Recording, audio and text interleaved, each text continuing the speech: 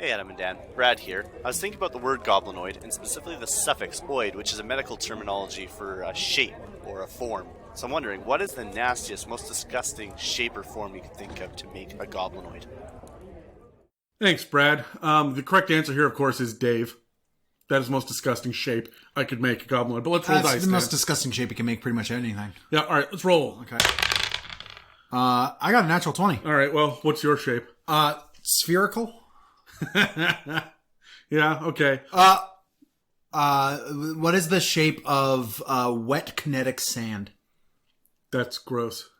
I mean, no, my real answer, because Dan, you're a dingus, is twofold. a dingus.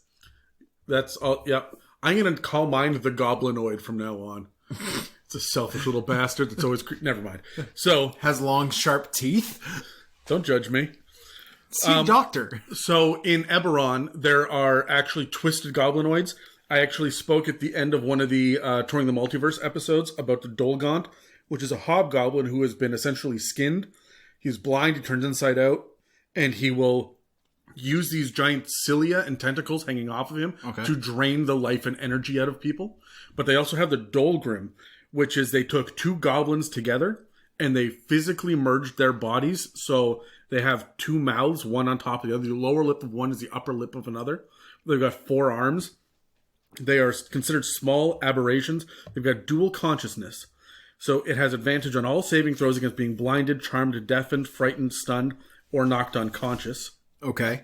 I guess with 2 brains, that makes sense. Yep, so even if you reduce it to 0 hit points, if you're the kind of party that runs with death saves for monsters, you would still be, like, awake and talking. But then they get 3 attacks because he's got all these fucking arms. Morningstar, spear, and hand crossbow. Nice. Yeah, and so it's really cool because these aberration gods of insanity captured some goblins, just started to fucking twist them. They're weird, gray, hunchback looking things. Their heads are a part of their torso. And they're just gnarly little nasty motherfuckers. I love it. Yeah, super cool. The Dulgants are pretty awesome too. Yeah. It's a Mimic, the Roundtable Dungeons & Dragons discussion podcast, where you never know what you're going to get. Welcome to another episode in our conversation on mob mentalities, where we look at some of the numerous humanoids out there that can make up the enemy armies in Dungeons & Dragons. I'm Adam, and with me today, of course, is Dan. Hello. And the episode is called Goblinoid Hosts, Booyahg, Booyahg, Booyahg. And you will know why in a moment. Oh, yes. We've reached out to our army of friends and allies to help us break down what a Goblinoid host looks like in 5th editions. We've covered the stats and details last episode for the basic goblin, the goblin boss, the bugbear, and bugbear chief, and the nilbog. We also did the warg. Mm-hmm. But now we're covering all of the different kinds of goblins that get lost in the pages of Volo's Guide to Monsters. Because one of the things that people don't realize is that in the flavor text, it breaks down a bunch of other kinds of goblins that you will find within a goblin host. Yeah, these things are mostly goblins with a NPC stat block put on them. Yeah, but not necessarily. Sometimes it can just be the fact that they have access to a spell. Yep. Most of them are what happens when you get magic. So we're not talking about bugbears. We're not talking about hobgoblins. We're talking about goblins specifically, and the ones that don't have goblinoid stat blocks. If you look up goblins in the monster manual or Volos, you will not find these in there. There are rules on how to play these, and we're going to talk about them as we go, but we're really focusing now on kind of what life as a goblin is, because you tend to run into goblins independent of the host more often than you run into the others, as a general rule. So we mentioned last time that Maglubiot was the one who subjugated all the other goblin gods, killing most and bullying the rest into submission, except for the unnamed trickster god, which gave us the Nilbog, which we talked about in that episode as well. The only goblin god that survived beside the unnamed god is Kurgorbayog. Kurgorbayog is just a fucking mouthful. You're not wrong. All of the goblinoid gods are, and we talked briefly about the other gods in the last episode, but as shitty as this thing that Maglubiot did was, it's okay because it unified the Goblinoid forces, right? All of the races came together to form the host. Yeah, I mean, you do see a lot of the other gods have surrounded the ones he's bullied into submission, kind of lead the other races towards worshipping of Magoobliet. Yeah. Right? So, the unnamed trickster god and the Nilbog notwithstanding, who just do their own shit for chaos' sake, right? Yeah. And the goblins avoid those two as much as they can. It gives this idea that Magoobliet is a lot smarter. Like, yeah, I mean, he's a god, but he is so far removed from what the goblin is. I can look at Magoobliet and be like, if that's how distant from a goblin Magoobliet is, how distant is Corlon from an elf? Oh, and I think the answer is very distant, right? There's some, like, you know that Moradrin probably looks like a dwarf. Garl Glittergold probably looks like a gnome. You know that Bahamut looks like a dragon. So so that doesn't really count for Dragonborn, but the idea here that Magoobliet probably doesn't look like I think he looks like a goblin, but he looks like a mixture of a goblin, of a hobgoblin, a bugbear, and a goblin, right? I would almost say he looks more goblin than the other two. Only because his name comes up with goblins more, but that's because people talk about goblins more. Well, the other thing is goblins are far more prolific, and I like seeing this role of the goblins are being subjugated by everything, right? Including Magoobliet. It makes it sound like Magoobliet has subjugated them first. It's Magoobliet. And the hobgoblins and that follow that line in order to create this distance between their god and the other. Like, if I'm putting Magoobliet, or whatever I'm going to say his name is, if I'm putting him on my table, he's going to be shorter. He's going to be a broader, he's going to be like a beefier looking goblin, but he's going to have very telltale goblinoid features. He's going to have that rusty earth tone skin. He's going to have tufts of hair everywhere, long ears with teeth, like large sharp teeth, but he's going to be smart. Man, you describe something that is not a fucking goblinoid to me. Rust is not the color that I say is goblins. Rust to me is like off red. Goblins are yellowish. The idea that they have that earthy tone to them. The tufts of hair all over it. Bugbear. That's where I get that from. Okay, all right, and the ears with teeth, the long ears, and also like there's an Oxford comma there, and the sharp teeth. Oh, okay. Right? Long ears and sharp teeth are two features separate from each other that Magoobliet has. I just don't picture him as being the hunched over goblin or bugbear, right? Like he stands tall and regal. I think that he is probably put together better. He is a general. He subjugated the will of so many people, so many gods, because he was just a better combatant. I also think he's probably sneaky as fuck. Well, yeah. I mean, I could understand that. Maybe make his head, because you know how, the Goblin heads in 5e are smaller. They're not that hunched over shape. Like, no, they very much are hunched forward. They're not the Pathfinder giant head, tiny body. Yeah. Right? They don't the Pathfinder ones drive me nuts because they remind me of Little Big Planet. Oh yeah, their heads fall over. Like the gravity would wreak havoc. How strong are their goblin necks? But no, what, Dan? Nothing. No? Nope. You're not going to do that? No. At about the small size, but this tall? No, just grab them by the ears, right? Jesus. And the tufts of hair, apparently, you fucking weirdo. Anyways, let's get back on topic. You could grip him by the tufts. Jesus. So, most goblins are raised from a young age to acknowledge other deities and faiths as being false gods and blasphemy. This is where the idea of them being irreverent comes from, actually. Okay.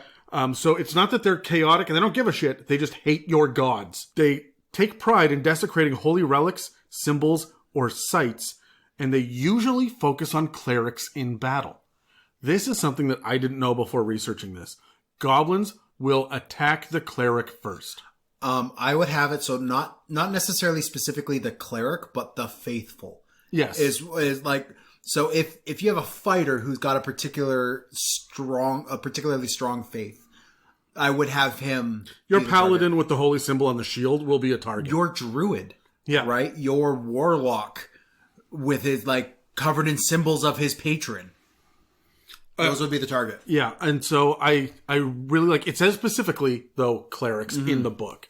So I really like the idea that goblins are taking out the holy guy first, almost hit and run tactic.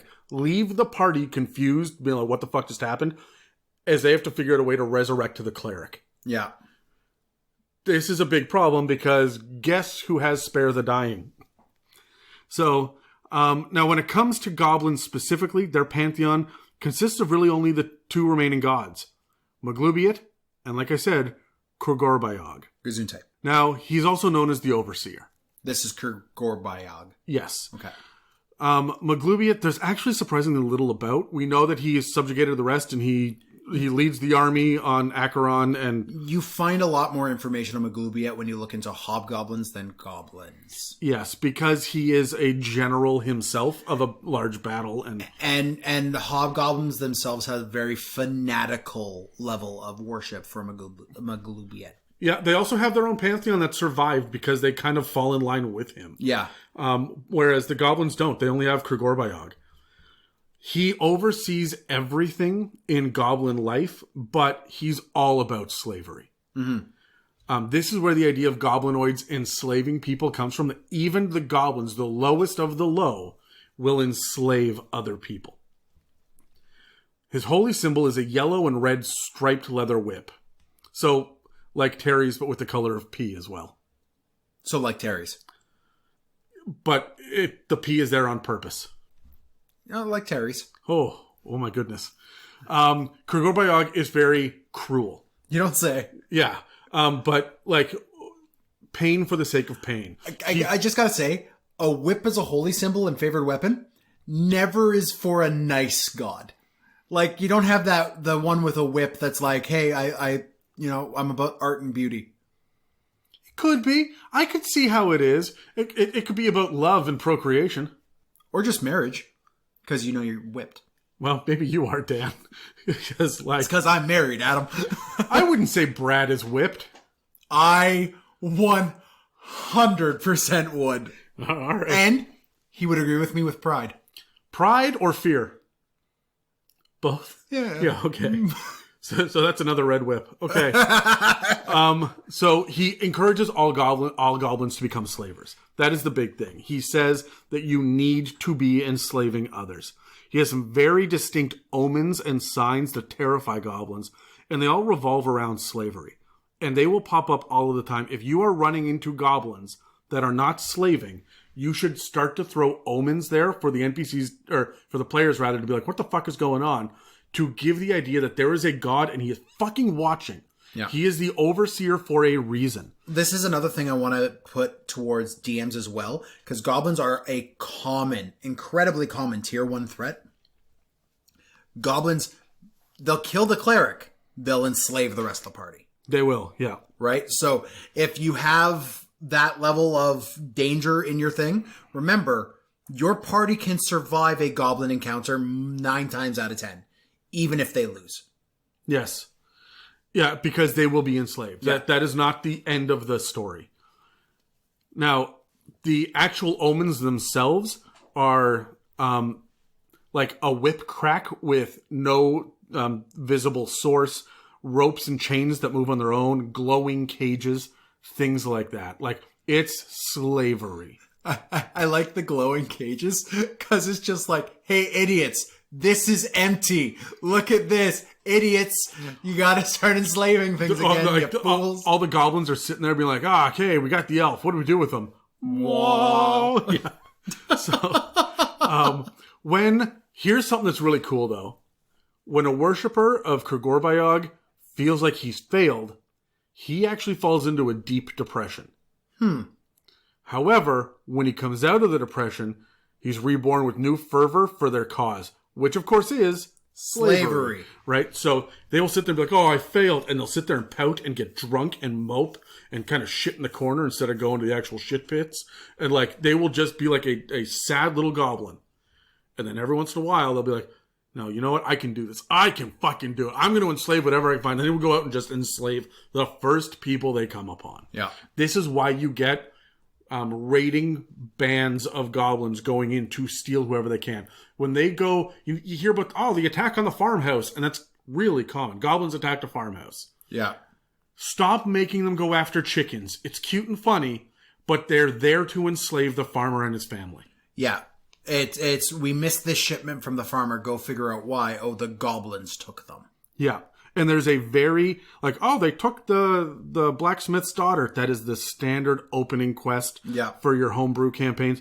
There's a fucking reason.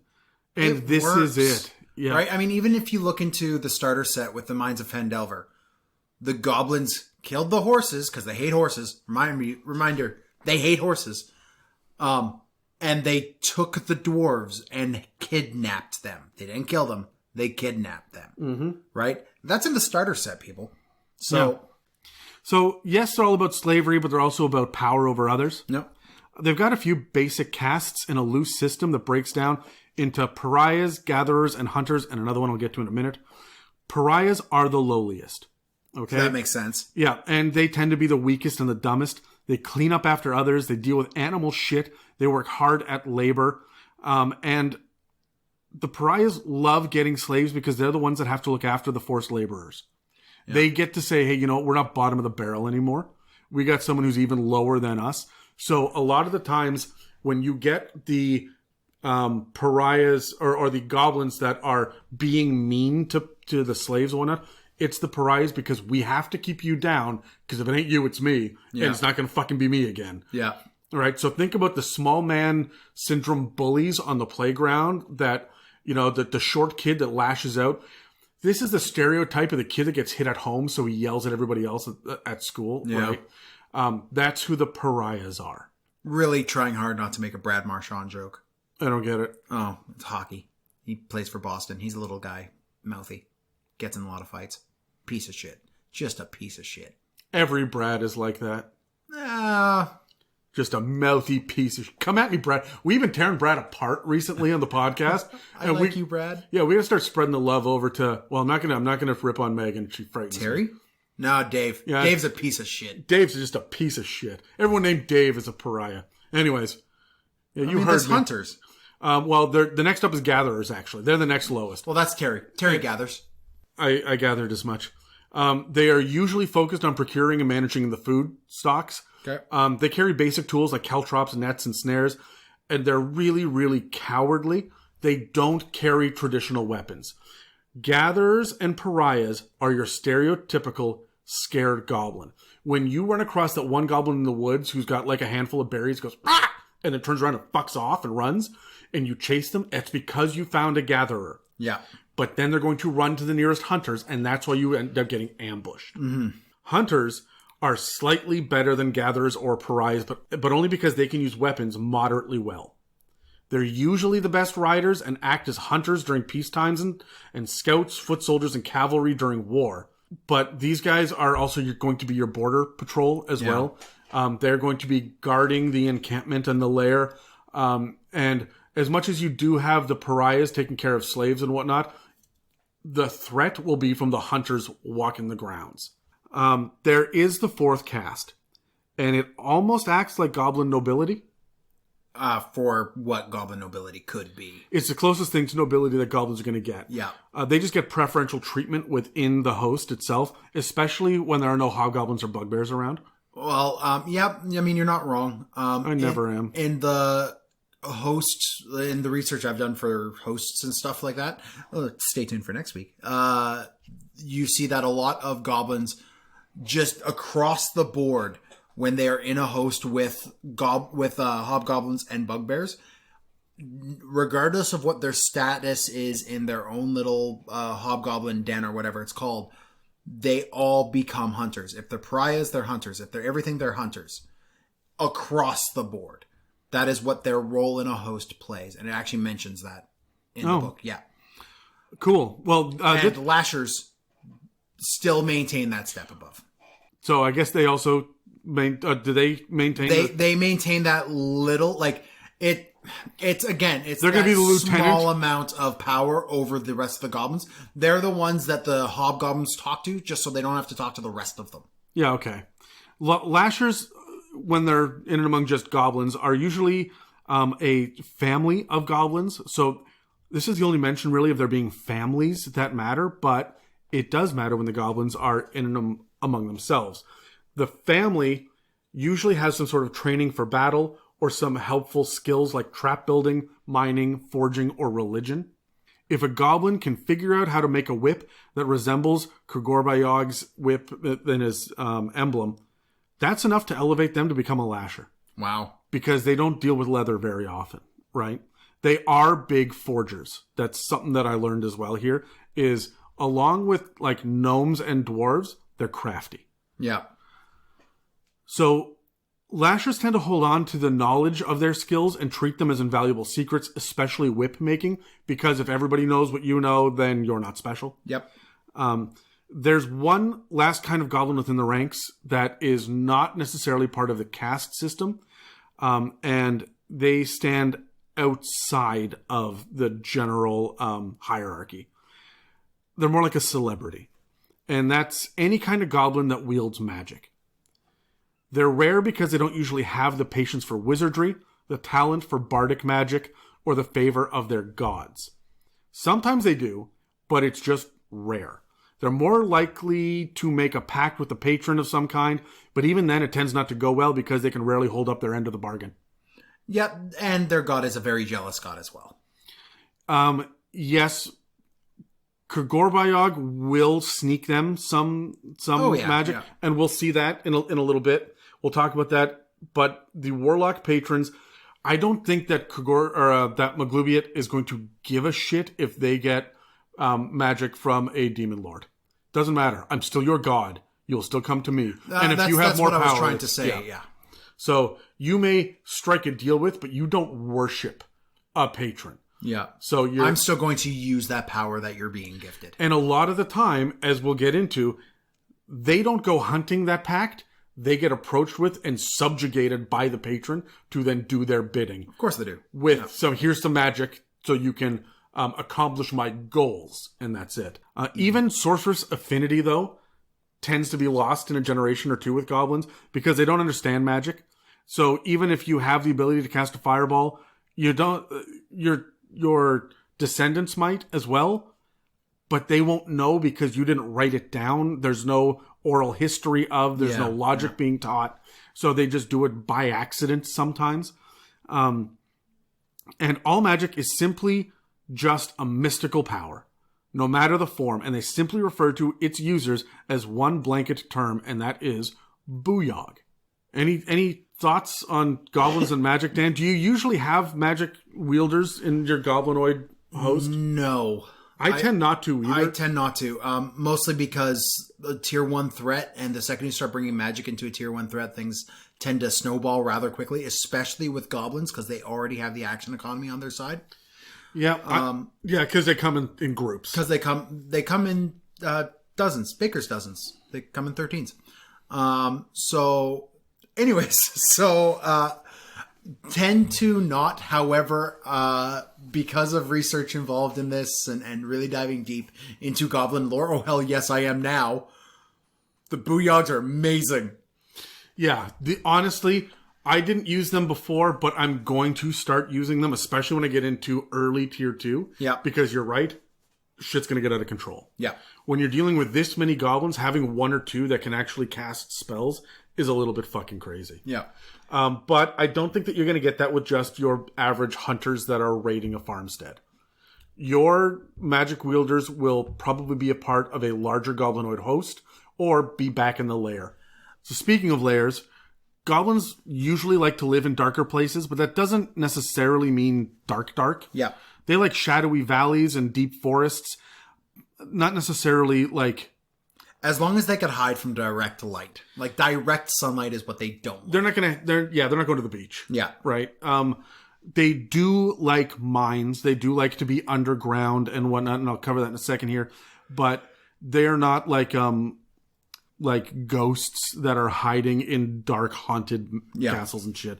Right? They will operate in broad daylight.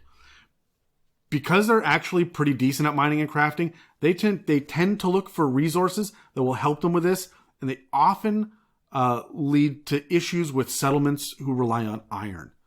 So think humans and dwarves. They tend not to really clash with elves as a general rule because they have no reason to be in the same, general vicinity with each other. When you think about elven metals and whatnot, you think of mithril and silver, and as opposed to iron and steel, which is how goblins operate. Yeah. They'll often actually move into a mine that has been declared stripped and go hunting for more that others might have missed. A goblin mine is the central part of a goblin civilization, and they'll build little tunnels like a rabbit warren looking for metals. Yeah. So even though everybody else is left, they will go in and they will kind of pick up the scraps, including the steel and metal that are a part of the structure that holds the mine together. Yeah, and stuff. They'll be pulling apart tracks for nails and stuff to smelt into weapons and various other things. Yes.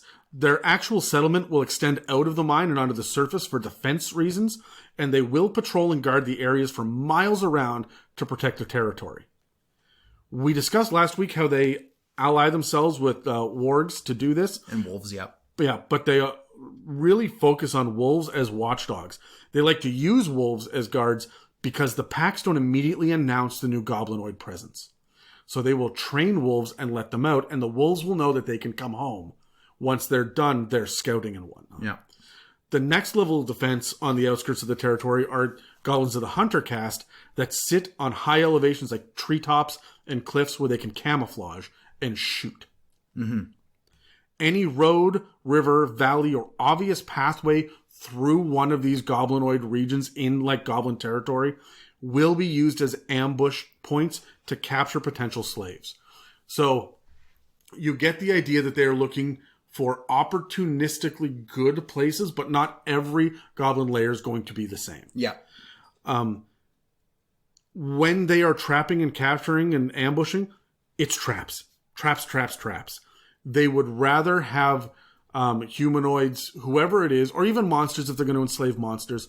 They would rather have them get caught in a net and not be able to escape and tire themselves out before the goblins show up. Yeah. Than have to confront them head to head. So the edges of the lair itself is going to be full of areas that are going to be useful to the goblins.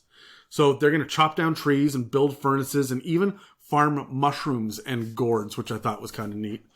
And of course, those will be farmed by the gatherers yeah. as well, right? I like how it's mushrooms and gourds. Specifically, yeah. I know it's not quite a gourd, but like I just get the vision of like that one clumsy pariah who got that one chance to go on a gathering run and is just walking back into the camp with a pumpkin on their head.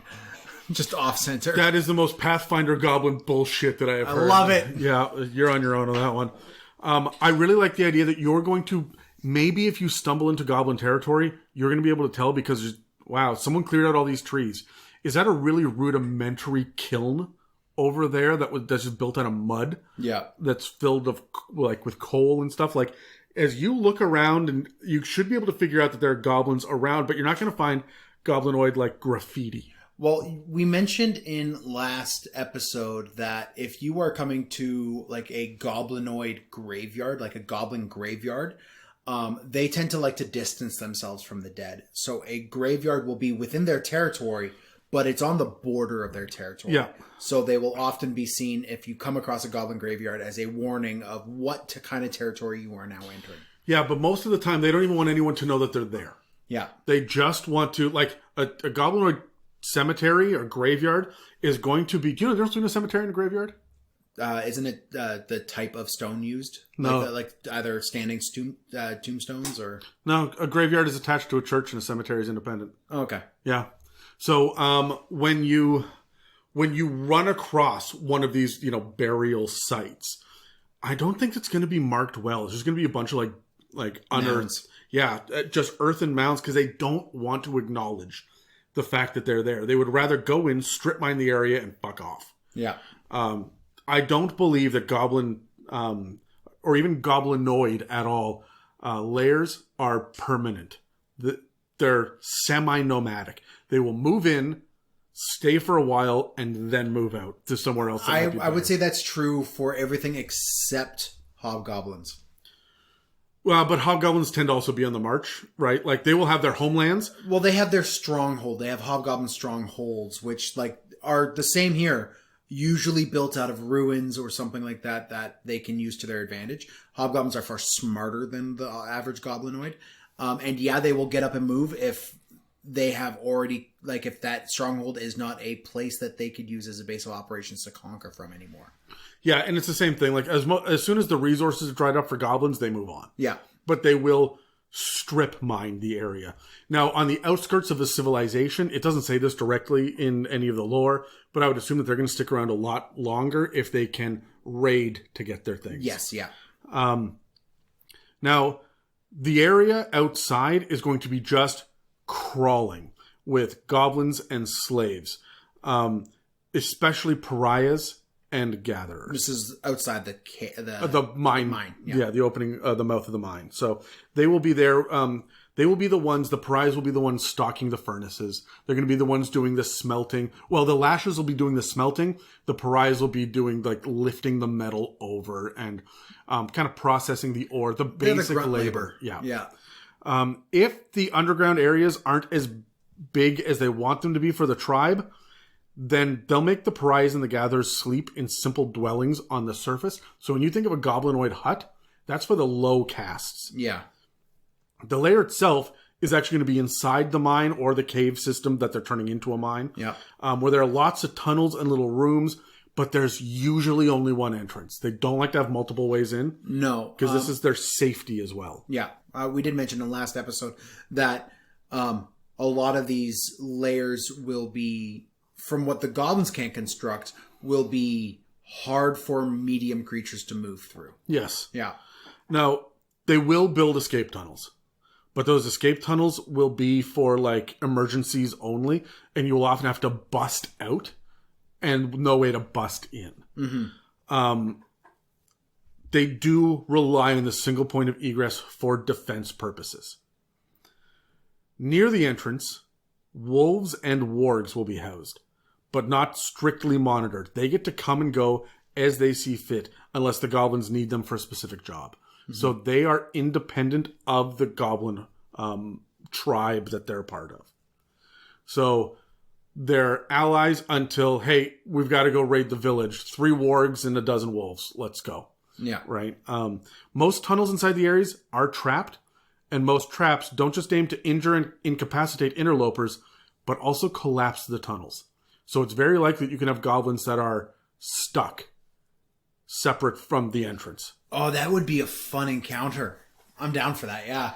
I would assume, because goblins are not dumb. They're not wise necessarily, but they're not dumb. They would have digging materials and basic explosives and stuff deeper in to dig their way out en masse, because there's going to be a bunch of them, or the slaves, they'll get the slaves to do it as well. But they want to cut off the people that are moving through until they can get a better plan. Okay. The main open areas inside the lair are set aside for slave holdings, keeping beasts and tamed monsters, and acting as living quarters for the lashers and the hunters. The goblin boss is going to have something that's akin to a throne in there, and they're going to have somewhere where they store all of their loot as well. But for the most part, it's living quarters. They'll have big bonfire area, and the pariahs and the gatherers will be allowed in. But it really is for the higher castes, and also where you would keep the slaves. So the pariahs would live outside and then come into the mine to deal with the slaves. So they don't want the slaves on the outskirts, because then they'll try to escape. Yeah. Right. Now, I know that we talked about a lot of goblin stuff way back in episode 22. Yeah. So over 80 episodes ago, in Goblinoids, what was that? Foes or Fools, I think Fools we called it. Yeah. And I know we talked about them a lot in the last episode. We're going to talk about hobgoblins next episode. But now that we have a little bit of a better idea for Goblinoid society, Dan, how do you feel about using this in a campaign? Is it fleshed out enough? Would you do more? Are you going to focus on this? How often do do the Goblinoid society or societal ideas work their way into your campaign? Every single time. The one thing I really like is this that I now will be using more from going forward is the Booyaghs and their this kind of grasp of this wild magic within them. They have a definite feeling of a very well-established society, one that could be a bit more of a threat. Like a lot of to a lower tier party or to a city, a goblinoid hovel moving in to an area around a city or a village or something is a bigger threat than just, hey, go kill those 6 goblins. Nah, man, there are dozens of these motherfuckers, and they've got roots. And frankly, if there's enough resources for them to be able to continue to feed themselves and have a reason to stay, they could end up numbering in the hundreds after a generation or two. Yeah. This could be a real problem. I can picture there being entire towns and villages that have been abandoned because the goblins have moved in. Yeah. If this gives you an opportunity, you actually mentioned the abandoned town here. Like, this gives you the opportunity to, your party comes across an abandoned town and it's not full of undead.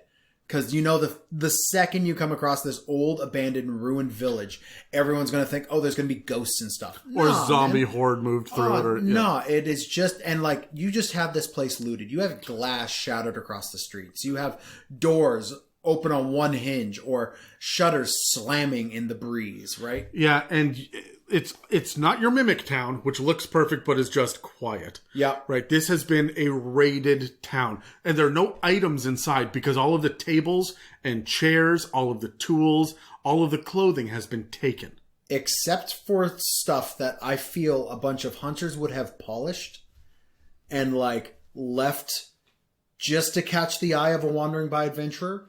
And then imagine an entire series of encounters of an abandoned village that your party has to go figure out. And it is just goblin ambushes everywhere. I love it. I think that is a fantastic idea. And you can even do this to a tier 2 party. Oh, yeah. Yeah, man. If you have enough goblins and if you have really put the time and effort into your design, you can do this to a tier 3 party. Have the goblins, like, Buster Keaton had that whole stunt where he had that side of the building fall and he was like standing through the window. Do that to your party. Just don't tell them where to stand. Just drop the walls on them. It'll be fun. It'll be fun. You are a bad person. So I'm a good DM. Those two things are the same. We're all thinking it. So, no, one of the things that I really like is the idea that they get into town and then and it's a walled town with a gate and the gate closes behind them and they're stuck in the town. And there's going to be that one Booyahg caster somewhere in there. Welcome to Thunderdome, bitch! No, that is going to shut down their ability to teleport out. So now you have to get out. And it's just attrition. You will never get a short rest in here. They're coming for you. I also like the idea of having, if it's a big enough town, you could hear the Booyaghs chanting. Multiple Booyaghs. Or you could hear the goblins chanting just on the edges of the town. And by the time you get there, they're already moved on to another town. So there's just this constant noise in this town. And you could stay at night, but you are getting a level of exhaustion during that long rest because you're not sleeping well because you just hear the goblins chanting throughout the entire town. Yeah, I really like the idea of the ambush for the goblin. Goblins will ambush. That is what they do. Yeah. They are very rarely going to be in direct confrontation unless they think they will win. Now, the Lashers, whether or not they have magic abilities, will be a threat. The Hunters will definitely be more aggressive. But if you're going to deal with an actual Goblinoid encampment, there's going to be a ton of non-combatant goblins in there. Mm-hmm. And that's another thing to think about. You know the argument in D&D, do you kill the orc baby? Yeah. When you raid the goblin encampment and you go down into the mines and you free the slaves, and then you find just a room full of cowering goblins that are... Spawning pool or something. No. They're just dirty and they're hiding in the pantry. These are the pariahs. Oh, yeah. Every time that you have a fight, 3 goblins run away. And it's because they're not hunters. They're not lashers. They're not Booyahg. They've disappeared because they're non-combatants. What do you do when you find a room of 12 cowering goblins? I'm just getting a bunch of mental images of like goblins with like little flowers sticking out of their ears and like weaved baskets full of like berries and mushrooms. Your villagers, right? Yeah, These are your little goblin villagers. And I can tell you right now, Megan would take pity on them. David would blow them up, right? Terry would hunt every single last one of them down and slowly kill them. You would try to get them all on your side to be NPCs that follow you. There are different ways. And I would want a name for each of them. And I would have a name for each of them. Yes, you would, yeah. But before we cut to a commercial, it's something to think about. Non-combatant goblins, and there's actually a shit ton of them. Probably more than 50% are non-combatants. Still slavers, still hating your gods, still neutral evil. But they're not going to murder. Yeah. What do you do with that? When you're not the murder hobo party. And that's another reason that I like goblins and why they're so different from some of the other hordes. Like, every zombie is a combatant. Every gnoll is a combatant. Most orcs are going to be a combatant. I mean, yes. They're raised to be warriors. Goblins aren't. Goblins exist. Kobolds exist. Yeah. Right? Like, what do? Do you exterminate everyone? I ran a one-shot online a couple of months ago in COVID, and they got into the Kobold Warrens, and they murdered everyone. They went egg stomping. Kobold eggs. Kobold eggs. Okay. Yeah. So there are different kinds of parties that are going to handle this in different ways. If you've got one of these morally gray area parties, or a party full of people that will not agree, and I don't mean paladin versus rogue. I don't mean barbarian versus wizard. I mean the personalities of your players around the table. It would be really cool to give them a goblinoid encampment or lair full of non-combatants, where you guys are the boogeymen. Anyway, let's cut to a commercial. Hello, podcast people. Podcast people? We're recording. Yes, but it makes them sound like pod. We're recording. You're recording. Fuck. Hello, podcast people. We've got a couple of things going on that you might not know about, and so we thought we'd cut away to a little reminder. First of all, we just want to point everyone to our YouTube channel again. We appreciate that all of you listen on your respective favorite podcast apps, but the It's a Mimic YouTube page has all of our shows laid out in playlists. That means you can listen to our Dragon episodes back to back, or dig through the campaign builder or touring the multiverse series without scrolling through the backlog or having to use a search function. New episodes get uploaded within a week of airing on Spotify or Apple Podcasts or whatever, but the whole backlog is up there. Even the episodes we're embarrassed about. Yeah, fuck, those early cold opens were sloppy. Yeah. And delicious. The other thing we want to mention... Hey, Dan, you know what else is sloppy but delicious? Whatever you're going to say next is just going to get cut, so... Well, the other thing we want to mention is our sneaky little store that lives an unassuming little life on our website. There are stickers, magnets, phone cases, notebooks... cups, water bottles, coffee mugs, and travel mugs. Wait, I could have a mug? I'm tired of your ugly mug already, man. I want a mug. We even have masks in a variety of sizes because we're socially conscious people. The current designs are for the It's a Mimic mic and the Deep Dark Irradiance logo, but we'll be updating the store as time goes on. How big are the mugs? I don't know. There's a standard one and a tall one. And a travel mug too. Jesus, I need to look at this website more often. So, please take a second to check out what we have to offer. We really appreciate the donations we've received through the website, but we want to make sure that you guys have the option of getting something for your hard-earned money. Every little bit helps keep the lights on and the side projects rolling, and we love you for your support. So thank you to everyone out there who visits www.itsamimic.com and checks out our online store there. Hey, there's even a little pin with the logo on it. And don't forget to check out the YouTube channel for perusing the older episodes. Now, without any further delay, let's head back to the show. Jesus, there are 3 different kinds of stickers, Dan. We are capitalist whores. Will you please take these damn commercials seriously? No. Normally people think of goblins as being sneaky, crafty, and mean, but it doesn't always occur to them that there might be the odd magic user among some of the basic goblin ranks.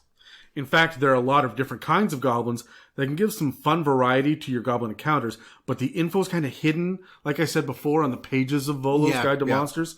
So you're not going to find any of these fallen creatures by looking up goblin stat blocks in any of the books. So let's jump over to the others and see what they've been able to figure out from their research. And of course, because she scares me, I'd like to start with Megan. Alright, hey guys, so Megan here at Castle Ravenloft, as seems to be the norm right now. There's not much new here, it's still very dark, and a lot of tombs are open, so I feel like we're kind of getting to the end of this main project here. I've actually come outside today. I don't know if I needed it, but to be honest with you, I don't much care for the sun anymore. But anyways, so I'm kind of excited to be back to kind of chat more about goblins. Last we chatted, I kind of gave some info about goblin bosses.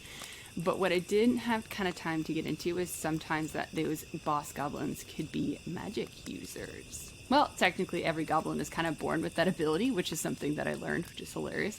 But not many will actually kind of like rise to the occasion to be taught, or, you know, will there be anybody that could teach them how to utilize those abilities? Nor do they actually have that, you know, intelligence to be able to pass the information down to like the next generation. So sometimes it just dies after a couple of generations. So in fact, like, magic to them is so rare that they have a different name for it. They call it Booyahg. There are a few different ways that you can have a goblin in your games come across magic, or again, what they call Booyahg. First is what they call the Booyahg caster. So this is your goblin who kind of served under like a hobgoblin wizard, or just happened to have like a peek at their spell book and learned basic magic skills through like replication, or just those simple things that they kind of picked up through, you know, serving their master. So, as a character, they can get a first-level wizard spell and utilize their intelligence score, of course, as the spellcasting ability, which I think is kind of funny for goblins, because, you know, they don't necessarily usually have a high intelligence. So this could be a lot of fun for role-playing moments, especially if they're trying to learn or figure out the spells that they're kind of adhering to. Or it'd be interesting to have like a goblin on your team that's just following the wizard around, like learning what they're doing, because they just have such a deep interest in learning their spells, and suddenly one day it casts a fireball at you by accident. Anyways, lots of room for hilarity there. Another way that they can kind of have magic is what they call a Booyahg Wielder. So this is one of my actual favorite ones. So imagine a goblin like comes across the wreckage of a mighty battle that a group of heroes, maybe your group of heroes or a different group of heroes, kind of conquered a big bad. And a little goblin comes across, you know, the big bad's magical weapon that was kind of like disposed of or dropped or left, or, you know, the group didn't think to pick it up and it's just been left there. This is basically what a Booyahg Wielder is. They've picked up this weapon, they've learned how to use it, and that's where their magic kind of is channeled and comes from. So it's just luck and happenstance, which I think, again, leaves a lot of room for hilarity. Like, if they find like a wand of wonder, or like a deck of many things or something, right? And then this goblin walks around thinking it's hot shit because it's got these magical capabilities, but really it just comes from a magical item. So anyways, awesome to me. So the third is, I'm going to speak a little bit about their god or entity that they kind of follow should they be imbued with magic by one of these, by their god. I'm going to call them Kurg. So they basically imbue them with these magical capabilities that are specific to being able to enslave other goblins to be able to do their bidding, right? Like basically making a slave of a slave of a slave. So it's kind of like basically under their god's guidance that they do their jobs, right? So I feel like these are your evil clerics of goblins. So these guys are kind of referred to as the Booyahg Whip. Kind of get it? They're whipped. That's all that I can think of.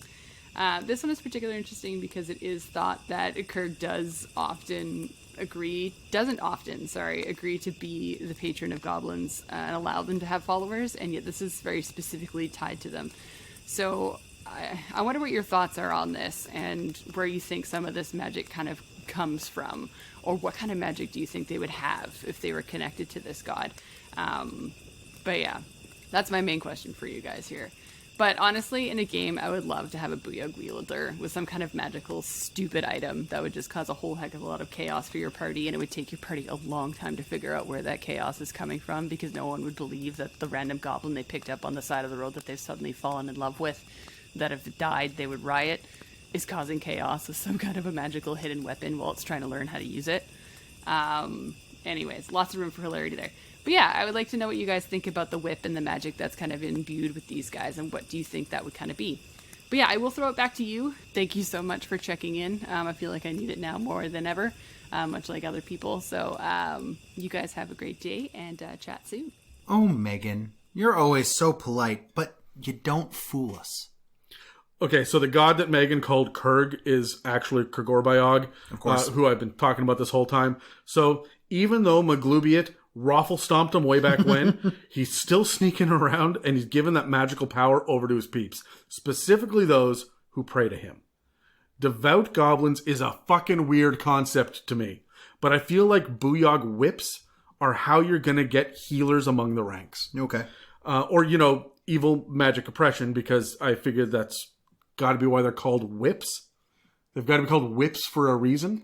Well, I mean, you have Booyahg's thing as a whip, right? Right, but I mean, I don't picture them. While you could get healing magic in there, I would assume that most of the magic that Booyahg is going to give you is going to be with the intent purpose of enslaving.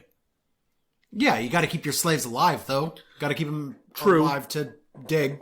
So Booyahg got his ass kicked because he was a god, and Maglubiet was hunting down gods. And maybe he's just sneaking around behind Maglubiet's back, giving minor powers to some goblins while publicly denouncing his worship. Like, I can't quite figure out how Maglubiet doesn't want anyone praying to anyone except himself. He left Booyahg alive, so why is Booyahg giving these powers out? How is he doing without getting fucking, smacked around by Maglubiet? I just think he's sneaking around and doing it behind Maglubiet's back. I mean, yeah, you see with a lot of the hobgoblin gods and stuff like that, they point towards Maglubiet.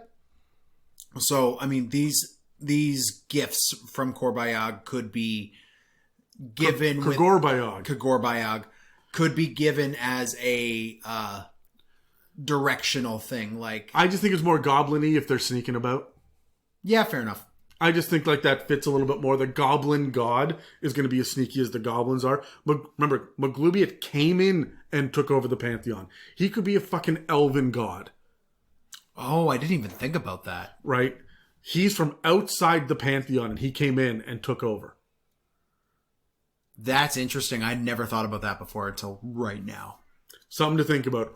Where did Maglubiet come from? These whips have got some great flavor to them when you start considering that stuff. What is less flavorful to me, though, is the Booyahg caster. How often are the PCs going to get into the backstory of a random mob character? Oh, not very. No, especially one who could surprise them with magic. Yeah, no. Normally, that's a death sentence. It is, right? Even if that magic is like a light spell, that goblin casts light, kill it. Pretty much. Yeah. You tend to target those guys.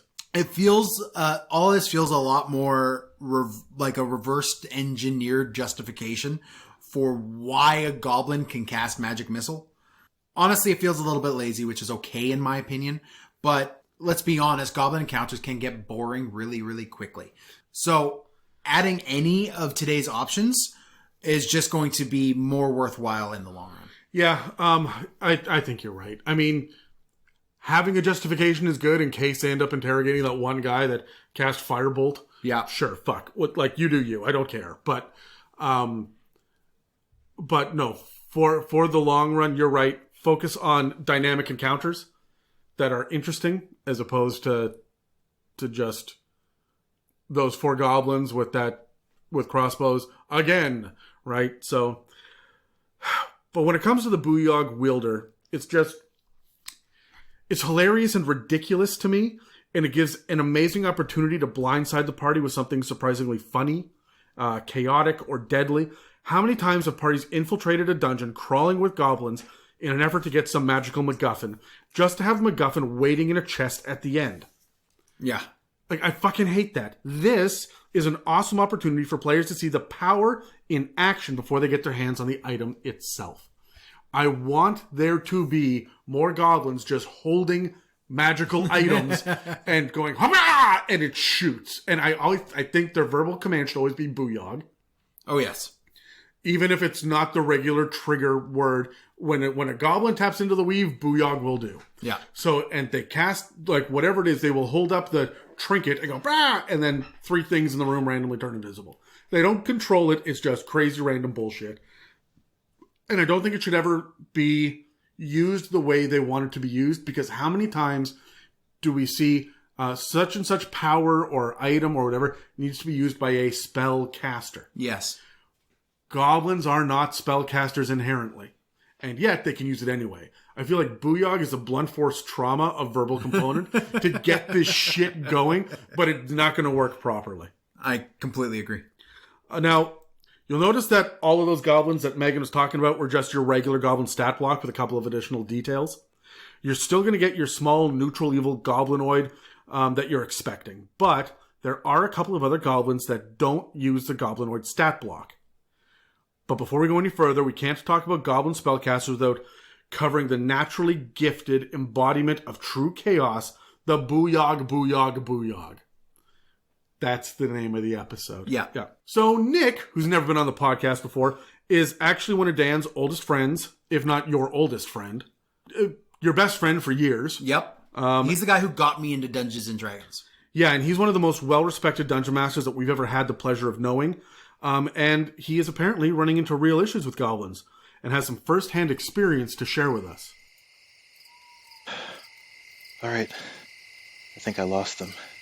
I'm here somewhere in the woods outside of Neverwinter, and I stumbled across this goblin camp.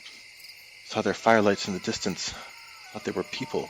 But when I got closer, I could see a ring of goblins, all circling this one goblin in the center. It was like no other goblin I had ever seen before. They were chanting something in the darkness. Booyahg, Booyahg, Booyahg. And as the chants grew louder, the goblin in the center raised his hands and began to utter some arcane ritual. A great arcane force erupted from his fingertips. There was a storm of ice, searing blasts of fire, raw bolts of arcane power. The wretched thing even lifted into the air and flew around the camp for a few minutes. Suddenly, they noticed me standing there.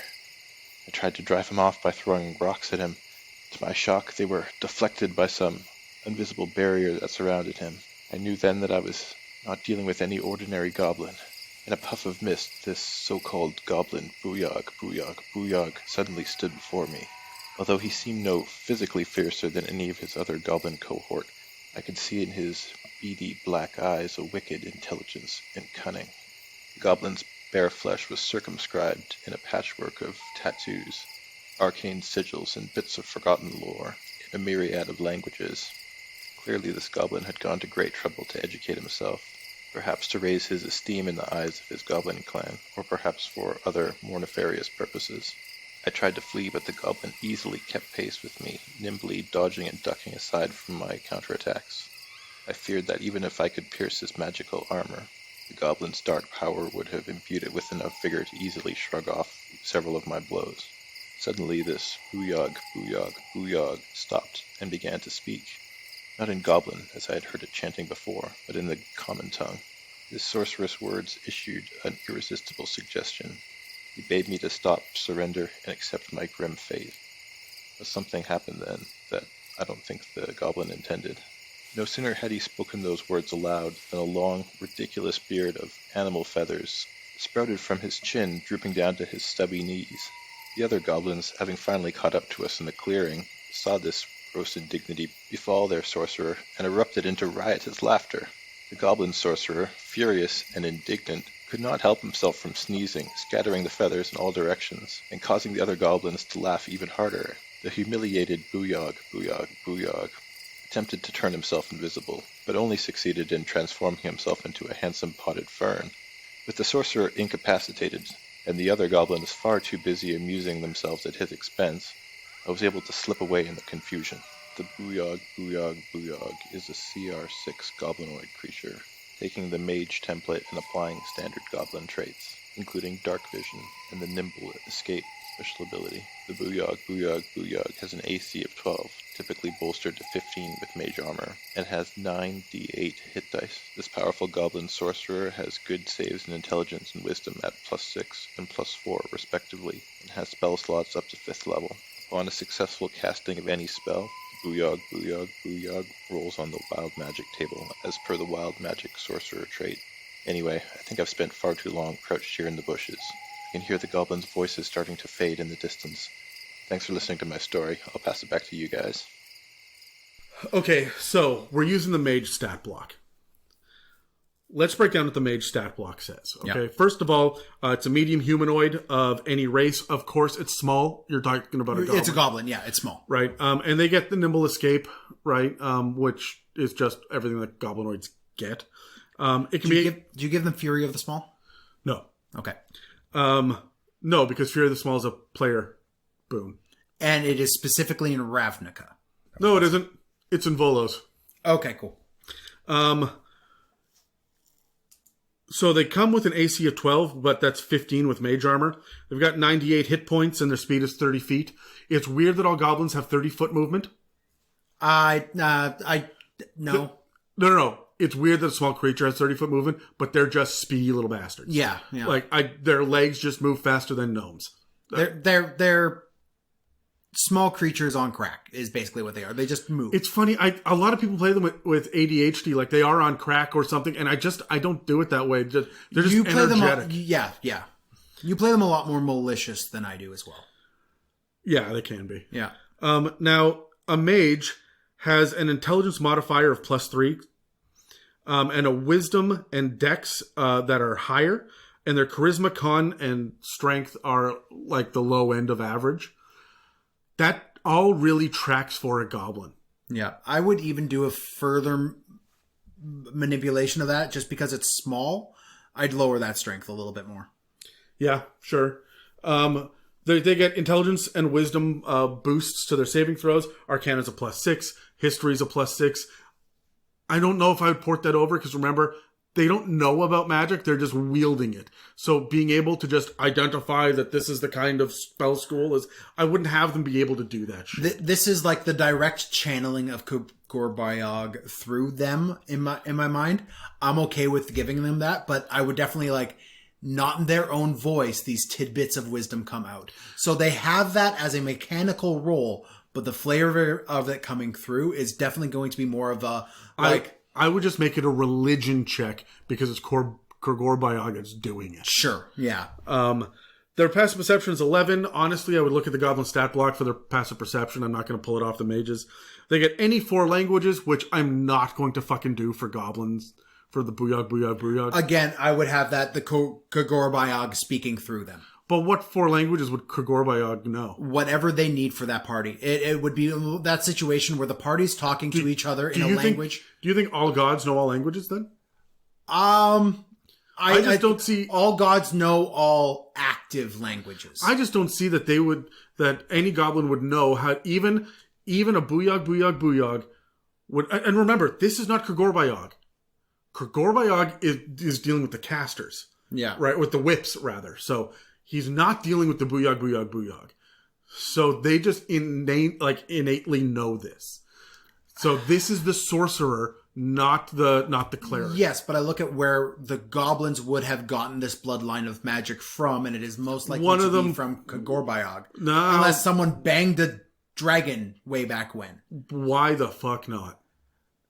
Both of them make sense, I guess would be my argument. I would look at the wild magic sorcerer and see where do you get it from there, and you're not getting it from a god. I mean, if you're a celestial, you could be. No, specifically the wild magic sorcerer specifically the wild magic is not getting yeah. it from a god. So it does list them as a CR6, which is important to note. CR6, I will come back to that. But they're 9th level spellcasters. They get cantrips, firebolt, light, mage hand, and prestidigitation. That's dangerous, the mage hand on a goblin. 1st level, detect magic, mage armor, which should be the first thing they cast. Yep. And magic missile. And of course they get shield.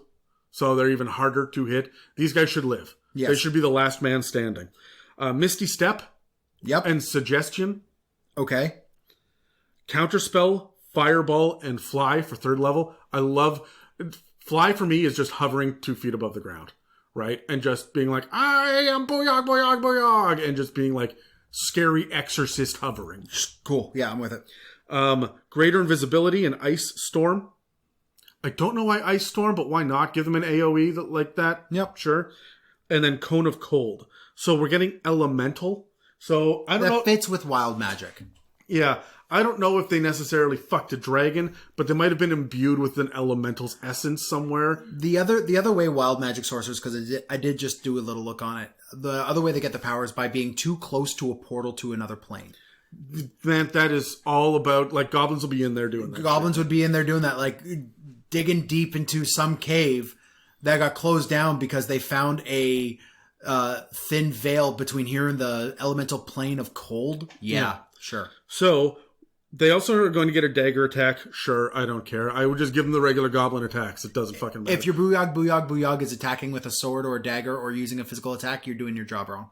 Or they've knocked up an anti-magic field, right? Yep. But, I mean, or, you know, his back is against the wall and you have 3 spellcasters with counter spell, right, prep. Sure, but, again, you've designed your encounter to be that. It says here, in the flavor text, that mages spend their lives in the study and practice of magic. They're all about experimentation. They've got variant is familiars. I would not include this shit with the goblin. Even the familiar bit. Oh, he's got a pet slug. Fuck, man, he's goblin number 8. He can just cast spells. Like, I'm not getting into it unless I plan on him being an NPC. If he is a bigger NPC or big bad evil guy for like a... Oh, CR6, right? So you can have a tier 1 bad guy. Yeah. Be a Booyahg. It tracks that he might have a pet. Now, we also see that they are these mages, these learned creatures, but they get the wild magic table, which is on the sorcerer list. Which I love. Which I love to no end. However, there is some things that I would take out and modify from this list. As we said when we did the sorcerers episode that covered wild magic, modify your wild magic table to fit. There's going to be some things that just don't make sense for a goblin, I guess. Sure, like what? What do you got? Well, let's go down the list here. Flumps appearing. I wouldn't have flumps appear to help a goblin. No, you're right. I mean, that's a little weird, but I might have wargs. Wargs, yeah. A warg will pop up, or he accidentally summons 3 more goblins, right? You regain all used sorcery points. You don't get sorcery points, you get spell slots. Sure. Right? That's stuff like that I would do. However, honestly, you're not going to go through your spell slots anyway. You're probably a 1 encounter. If you do, yeah. Yikes. However, some things I think are particularly hilarious with a goblin. Now, the Wild Magic Surge table is a D100 thing where every other option gets you. So, like, 1 and 2 is one thing. 3 and 4 is one thing. Yeah, there's 50 options. There's 50 options here. We don't have the time or the capacity to go through each one. So I'm not going to. But what I will do is point out some fun ones that I think a goblin could roll that would be hilarious. Like number 11 and 12, which is where your height grows by the number of inches that you roll on the dice. So now you have a tall Booyahg. And I would have this have happened beforehand. So you walk up to this goblin and he is just a tall ass goblin. And I would specifically have his torso and his head be the same size. He just gained 10 inches of leg. You're a fucking weird person, Dan. I love it. You are just an odd one. What else you got? Give me 2 more. 2 more? Polymorph. Of course. Always good for everything wild magic. That is my standard. Yeah. When I think of wild magic, I think of polymorph. 61 to 62. For the next minute, you must shout when you speak. Here's the other thing that I... God, you'd just be like you then, Dan. Hey! Here's the other thing that I like about this. If you have him in and around a bunch of different goblins... Oh, sorry. That's the other thing about this, is it happens every time he casts a spell. Hard stop, period. Yep. The wild magic table goes off. So I love the idea of there being a Booyahg in and among a group of 14 goblins. But when he casts wild magic, the effect hits a different goblin. Oh, yes. So now you've got, it's almost like Gremlins 2. Where all the different crazy goblins this are running. Booyahg is casting the spell, and, you know, Goblin A, this hunter, 2 goblins down at a diagonal, grows a 2-foot-long beard made of feathers. Yeah, and it's just so confused. Which, by the way, is a 17 or 18 on the wild magic table. I really like the idea of the one that's like sneaking up behind them that suddenly goes bloop, and it's like twice the size, right? Like it could be a lot of fun and wackiness with this. But it could also be powerful where he casts a spell and the goblin in the front lines gets mirror image. Yeah, or what I would do as well is if I'm going to open it up to hit every goblin, I would have it hit every creature. That includes your players. Nothing on the wild magic table is crippling. There are a couple of things that are an inconvenience. Fireball, mandatory fly. I mean, you straight up explode. Like, there's things on this but list. it's not the deck of many things. Is my No, point. that's true. I can hit a party with this shit, and the odds of me rolling 3 fireballs at them, right, when they're level 4 are fucking low. This could also mess up your encounter. So be prepared to be flexible when it comes to your encounters. Oh yeah. Right? Because level 6 big bad evil guy turns into a potted plant in the first round. Yeah. Right? What do you do? So Okay, so it looks like Dave is actually still touring around Eberron, but he's found a quiet corner of Sharn to duck into, so he can tell us what he's discovered about a kind of goblin that's imbued with magic, seemingly against its will. are there quiet corners of Sharn? Oh yeah. Okay. Hey guys, Dave here. I just got into Sharn a couple days ago, and while I've been continuing my search for information on this draconic prophecy, I've been listening to some locals, and I came across this interesting creature called a Booyahg slave. These particular creatures are slaves to their warlock patron. In fact, if they disobey their warlock patron, the patron will kind of take it out on them in less than pleasant ways, okay? Now, these can often be a coven of hags or fiends, or maybe a lich or a vampire. Now, for the undying patrons, there is more information about them in the Sword Coast Adventures Guide, but there is no stat block in there for them, okay? However, one of the ones I wanted to go through in particular is the Warlock of the Great Old One, okay? Now, these guys have pacts with eldritch beings from distant planes and realms. These guys can work with cultists that are devoted to these ancient beings, and they're experts at identifying traces of the Great Old Ones in the world and maybe their influences on what's going on. These guys are super, super awesome. And they're very interesting just from like a personal standpoint. I find the idea of the Great Old Ones to be absolutely enthralling. So a Warlock of the Great Old One gets an AC of 12, but if they use Mage Armor, it's boosted up to 15. Their hit points are 14d8 plus 28 and a regular speed of 30 feet. Now its strength is a little below average, while its dex, con, intelligence, and wisdom are above average. Its charisma, which is the warlock's spellcasting ability, is 18, so it's like super, super good. They're very charismatic, okay? For their saving throws, they get wisdom and charisma. Their skills are arcana and history. They are resistant to psychic damage as well. They get dark vision to 60 feet and a relatively good passive perception. They do know any 2 languages and get telepathy up to 30 feet. These guys are a CR6, okay? Now, with their innate spellcasting, they get a couple of at-will spells. They can cast Detect Magic, Jump, Levitate, Mage Armor on themselves only, and Speak with Dead. Also, once per day, they get Arcane Gate and True Seeing. Now, these warlocks are a 14th level caster, and of course they use Charisma as their casting ability. They get their spell slots back at the end of a short or long rest, okay? Now, for their cantrips, which they can cast at will, it's Chill Touch, Eldritch Blast, Guidance, Mage Hand, Minor Illusion, Prestidigitation, and Shocking Grasp. And its 1st to 5th level spells are Armor of Agathis, Arms of Hadar, Crown of Madness, Clairvoyance, Contact Other Plane, Detect Thoughts, Dimension Door, Dissonant Whispers, Dominate Beast, Telekinesis, and Vampiric Touch. They also get an ability called Whispering Aura, which at the beginning of their turn, a creature within 5 feet must succeed on a DC 15 Wisdom save or take 3d6 psychic damage, as long as the Warlock is not incapacitated.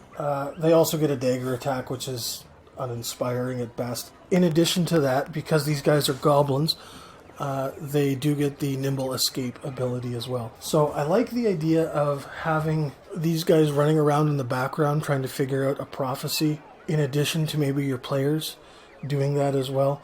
They were tasked by their patron to go out and discover more information on this, that, or the next thing, and could prove to be a good like an interesting NPC that maybe they bump across at particular points of interest. Like, oh, this guy was here. There's signs of this guy here. There's signs of the Warlock of the Great Old One. These Booyahg slaves that worship the Great Old Ones, just kind of kicking around, leaving traces. Because goblins are messy. They aren't exactly good at covering their tracks. So maybe these guys are lurking around in the shadows and they pop up and they're fun for a nice little interaction, and they, screw off again and come back later. Or maybe not. Maybe you come across a bunch of them that are working with cultists to try to bring the Great Old Ones into, the current realm that you're playing in. Anyways, guys, I gotta go. I got some more work to do on this Draconic Prophecy. If you want to get a hold of me, you can find me at r/it'samimic, the subreddit for the podcast. And I'll send it back to you, Adam and Dan. So, one of the things that really throws me off here is the Booyahg Slave is surprisingly a more potent spellcaster than the Booyahg. This one is. This one has the higher CR rating. Yeah. It's surprising. And when you look at what it can do with the telepathy that the Great Old One slave gets, yeah. I mean, that's powerful. Now, I would say it's still a Booyahg slave. This is going to be one of those situations where the slave could easily overpower the master, but he is enslaved. So your guy's going to sit there and be like, he might not know that he could overpower, but he's going to do what the Booyahg says. Yeah, the other thing that's really interesting about these guys is that, and they don't specifically say this, it's just strongly implied, these are Booyahg slaves. Slaves to the magic. Slave to the patron. Yeah. You can have them, there can be a cult towards a Great Old One with a goblin running it. And that may seem a little bit funky at first, but with this Warlock stat block, that's going to hit hard. Like, he still has the ability to do this, especially with the Nimble Escape. Yeah. So, for spell casting, like Dave said, they get the spell save DC of 15 and plus 7 to hit with spell attacks. These are goblins. Yeah. This is a CR 6, right? Goblin, which is the freaking same as the damn Booyahg. But their cantrips and spells are so much more combat oriented. Not even just combat oriented. They're frightening. They're potent. You're going to get Chill Touch, Eldritch Blast, of course. Eldritch Blast, yikes. Guidance, Mage Hand, Minor Illusion, Prestidigitation, Shocking Grasp. Yep. Like, that's big. And that's just the cantrips. Armor of Agathis, Arms of Hadar, Crown of Madness, Clairvoyance, Contact Other Plane, Detect Thoughts, Dimension Door, Dissonant Whispers, Dominate Beast, Telekinesis, Vampiric Touch. Yikes. When you walk into a group of goblins and they all are dressed the same and one of them suddenly reaches out with Vampiric Touch and hits you, you know that you're in for a weird fucking run on this. This makes these guys really, really worthwhile for a tier 3 encounter. Yeah, that and their background, like their other trait, the Whispering Aura. And like at the start of each turn, anyone within 5 feet has to make the DC 15 Wisdom save or 3d6 psychic damage. You're going to wipe out a party. Yeah. You are going to be that spellcaster that the barbarian and the fighter run up to wipe you out. And with your 14 d8 plus 28 hit points and your 15 with your mage armor up, AC. And not including the fact that you already have Armor of Agathis up. Yeah, right? You are hitting over and over and over again with this just kind of passive ability. These guys are far more potent than the Booyahg, who's giving people feather beards, right? Like, it could be fireballs. You just don't know with the Booyahg. I like this. I like it a lot. I like the idea of there being goblins that have been, like, every goblin has been subjugated to the will of this. How would you put these guys in a campaign? Either my Cthulhu is going to be the big bad, and so I can throw groups of these guys at level, 11, 12, 14 at the party. I love this because your party will have been dealing with like tentacle-themed cultists for 12 levels, and then they come across this one sect of the cult that is just goblins. Yeah, right. Or they know that, he moved, the Great Old One moved into goblin territory. What are you looking at here, right?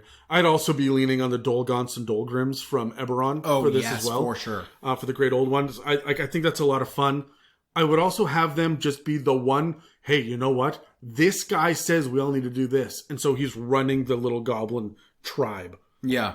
But I wouldn't necessarily have them as a part of a regular host. Oh, no. And most hosts actively discourage Booyaghs and Booyahg slaves and Nilbogs and stuff from being within them. Yeah, I think that they might like to have a wielder or a whip. Yep. But no, the Booyahg, or the Adds Booyahg too whip. much chaos to the mix. Yeah, exactly. So, what do you do in a campaign with them?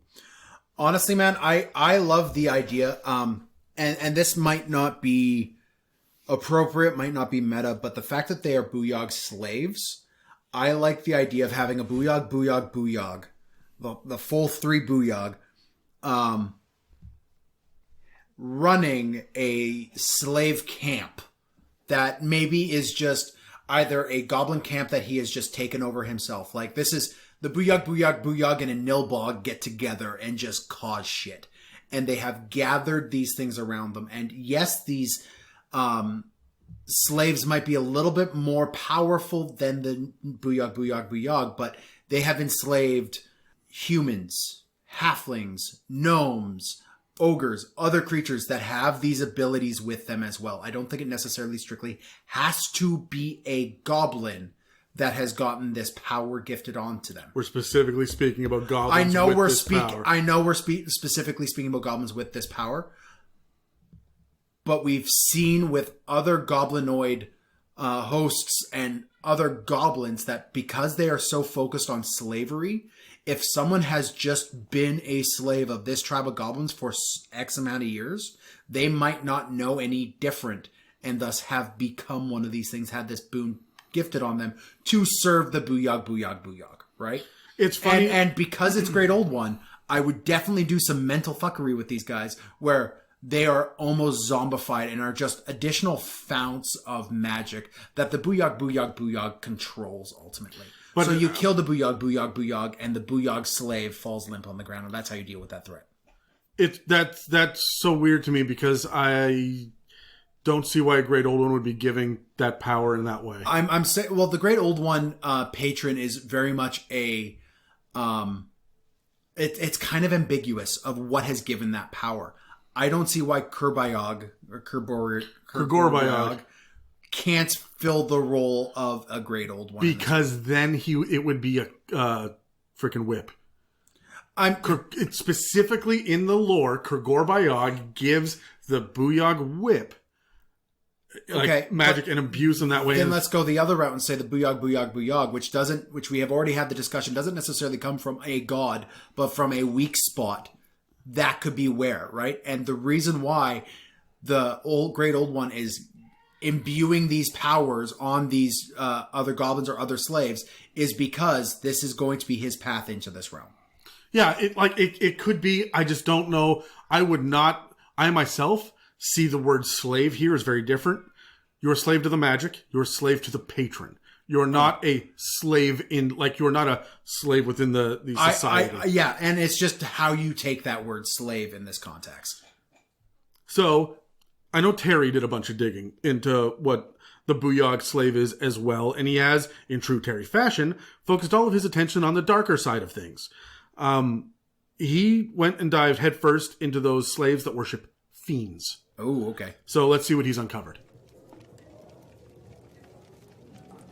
Thank you, Adam and Dan, for passing it back over to me. I'm still over here at the Green Dragon Inn, and we're talking about the Booyahg slave. From Dave's description earlier, everybody will know that Booyahg is the Goblin's word for magic. It's also the Goblinoid's word for anybody who practices magic. So a Booyahg slave, therefore, means that they would be the slave or servant of a practitioner of magic. And so, therefore, I'm going to talk specifically about the Warlock of the Fiend. So we're thinking a goblin here that has a Warlock patron and now has access to magical abilities, to magic, to Booyahg. For the Warlock of the Fiend specifically, by the flavor text of this Warlock, this would be a medium humanoid, any race, any alignment, but we're going to use it in the form of a Goblinoid, a goblin. So smaller, alignment, I mean, chaotic evil, depending on how you want to play this character, you could say lawful evil if they're following a fiend such as a devil that has a very specific code that they must follow. But there's room to do it either way. I'm sure people will tell you that you have to do it a certain way, but you know what? Do what you want. Okay, so armor class, lower or average, 12. 15 with mage armor if you want to go in that direction. That's in the brackets here of the flavor text, but it's not essential. Hit points here is going to be higher. I suppose you could do this character with a lower amount of hit points, with fewer hit points, but I guess you'd be taking away abilities there if you're sticking true to the levels. But by the flavor text, we're thinking 12d8 plus 24. For stats, charisma, way high, much higher than average here. 18, plus 4 for your modifier. After that, you're going to see constitution and dexterity, average intelligence and wisdom, lower strength. Saving throws, wisdom, charisma, skills, arcana, deception, persuasion, religion. There's nothing there that I think is wildly off for a warlock. I mean, religion maybe, but again, this is a very customizable character. Specifically if you're doing it as a goblin, there's still a lot of variables there, so I don't have any issues with those. Damage resistance, slashing damage from non-magical attacks not made with silvered weapons. Senses, dark vision, passive perception of 11. Languages, by the flavor text, is any 2 languages, and it says usually abyssal or infernal. Now, if you're going to be using a goblin, you would think definitely goblin, likely common. Perhaps you could throw in the language of the patron as well, so maybe you'd be using abyssal, for example. Challenge rating of 7. Let's take a look at the spellcasting here. So we're going to get some innate spellcasting. The spellcasting ability is going to be charisma with a spell save of DC 15 based off of the stats that I've given you so far, and requiring no material components. At will, this warlock can cast Alter Self, False Life, Levitate, Self Only, Mage Armor, Self Only, Silent Image. Once per day, Feeble Mind, Finger of Death, and Plane Shift. What I want you guys to start thinking about already is just how incredible some of these spells are for a creature usually so... I don't like saying feeble-minded for goblins, but simple-minded in typically very mundane. Magic is very alien to them. It is feared. They don't even use the right word. They have their own word for this crazy phenomenon that exists.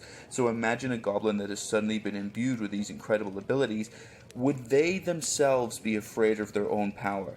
So I'm thinking of a goblin that has the ability to use Finger of Death. Perhaps that goblin would not be using Finger of Death so confidently.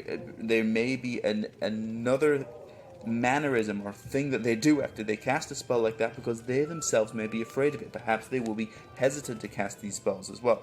But let's look at the rest of their spellcasting. This warlock is a 17th level spellcaster. Spellcasting ability is charisma. For cantrips, at will, Eldritch Blast, Shocker, Firebolt, Friends, Mage Hand, Minor Illusion, Prestidigitation, and Shocking Grasp. 1st to 5th level, Banishment, Burning Hands, Flame Strike, Hellish Rebuke, Magic Circle, Scorching Ray, Scrying, Stinking Cloud, Suggestion, Wall of Fire. Okay, I mentioned earlier that the goblins are going to think about this magic differently. And another point I want to make here is kind of my own unique ideas. This goblin may not use these spells tactically. A goblin won't have a tactical mind for magic. It's completely alien to them. They'll maybe recognize that they have a certain ability, but may not know how to use it strategically. For example, you have a spell such as Hellish Rebuke here, which, for those of you that don't know, is a reactionary spell after you've taken damage. Well, if a goblin doesn't know how to use that strategically, perhaps this NPC is using Hellish Rebuke by running into the fray, knowing that if they are hit, they are going to inevitably cause damage to that enemy. So they may have the use of this kind of reverse where it's that actually, well, no, but yes type moment where it works, but it's not technically how you might use it. Same for Banishment. Banishment is typically used to banish an enemy. How about a Goblin Warlock using Banishment on themselves because they're trying to get themselves out of trouble? So they know that they will disappear for an entire minute.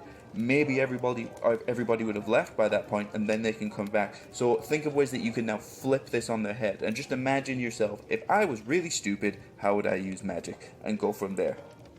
Okay, they have an ability called Dark One's Own Luck, and this recharges after a short or a long rest. When the Warlock makes an ability check or saving throw, it can add 1d10 to the roll. It can do this after the roll is made, but before any of the roll's effects occur. Sure, I love little things like this.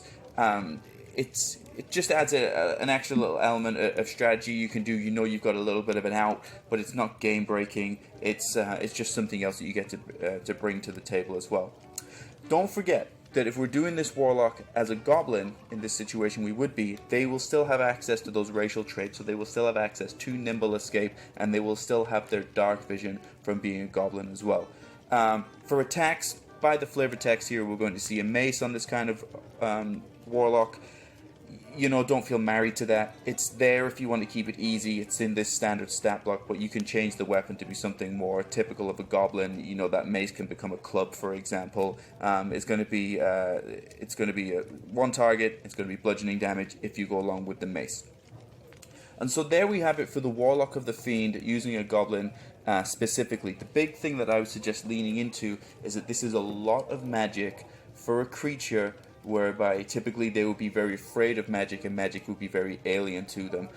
So you have to think how would a creature use high-level magic if they themselves are likely afraid of that magic, if they have never had a strategic mind for magic, so perhaps they're using things incorrectly, and how are they going to, and how is this magic going to line up with the usual tactics of goblins, which is overwhelming people with numbers, which is using small cavalry to charge into places, maybe using some kind of crude traps. How is this goblin going to react to goblin overlords such as hobgoblins and bugbears, where instinctively they obey these creatures if they have technically more ability than them? And the way I want you to think about that is, we'll get dark for a second.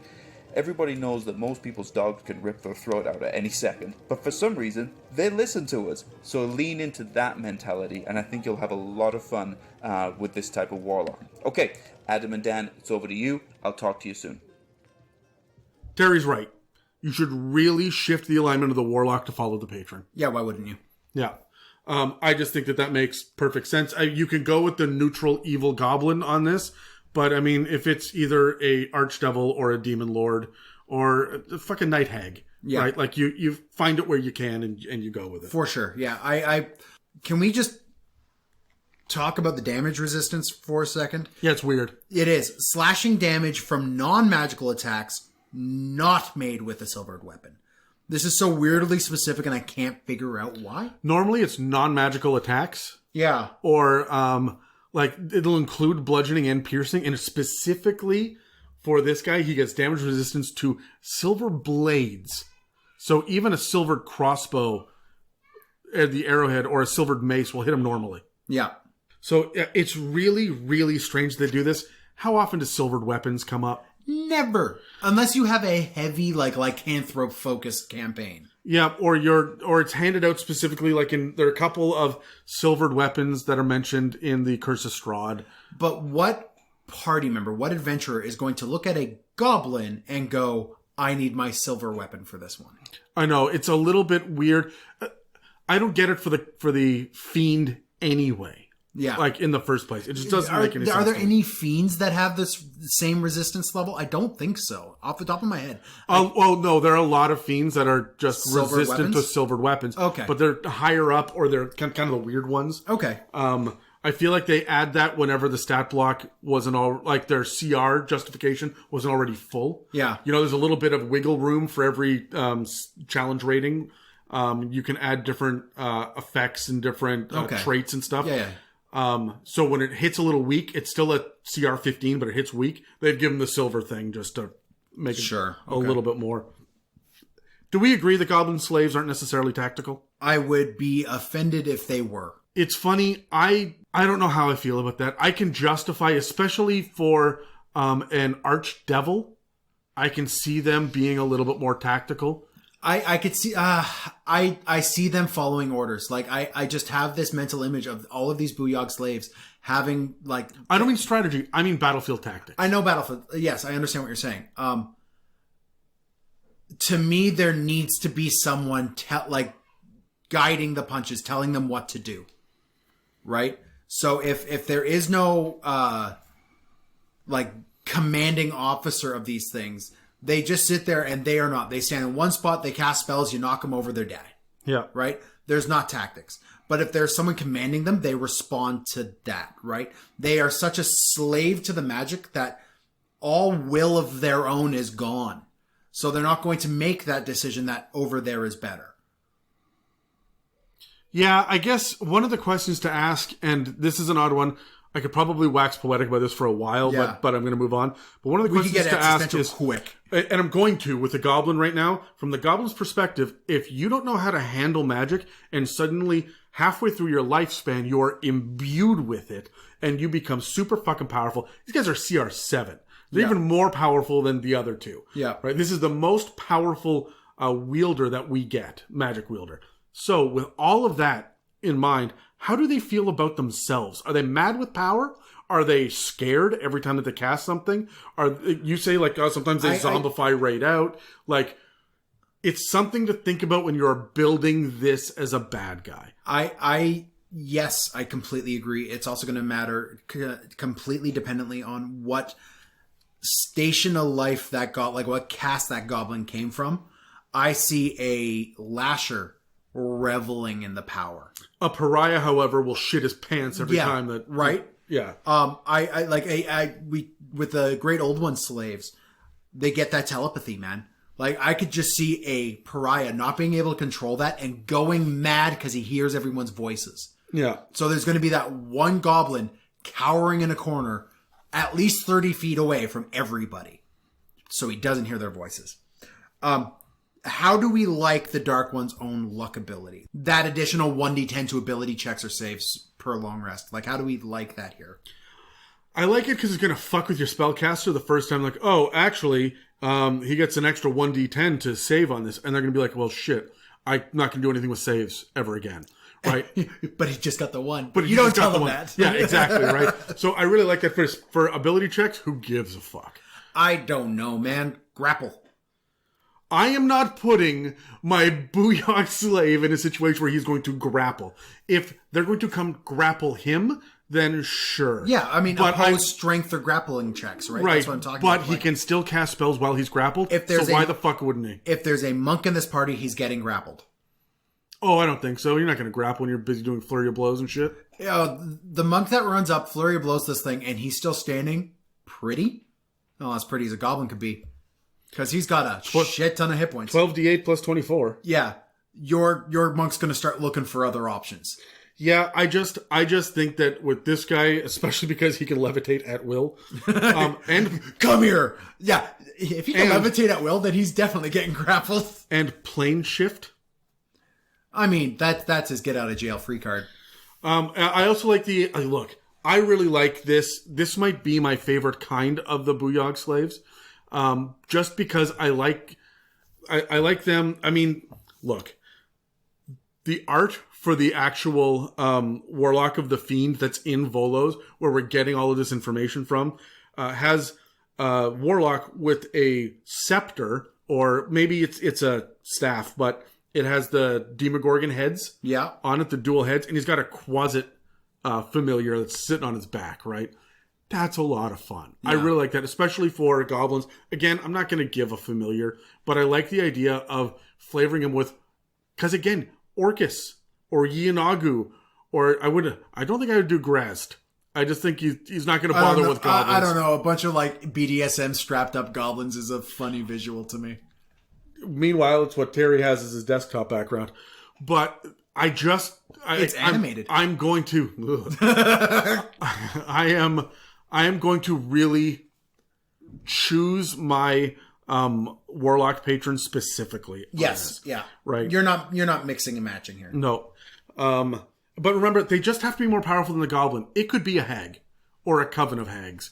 It could be the General of Gehenna. Yeah. You can do whatever you would like here.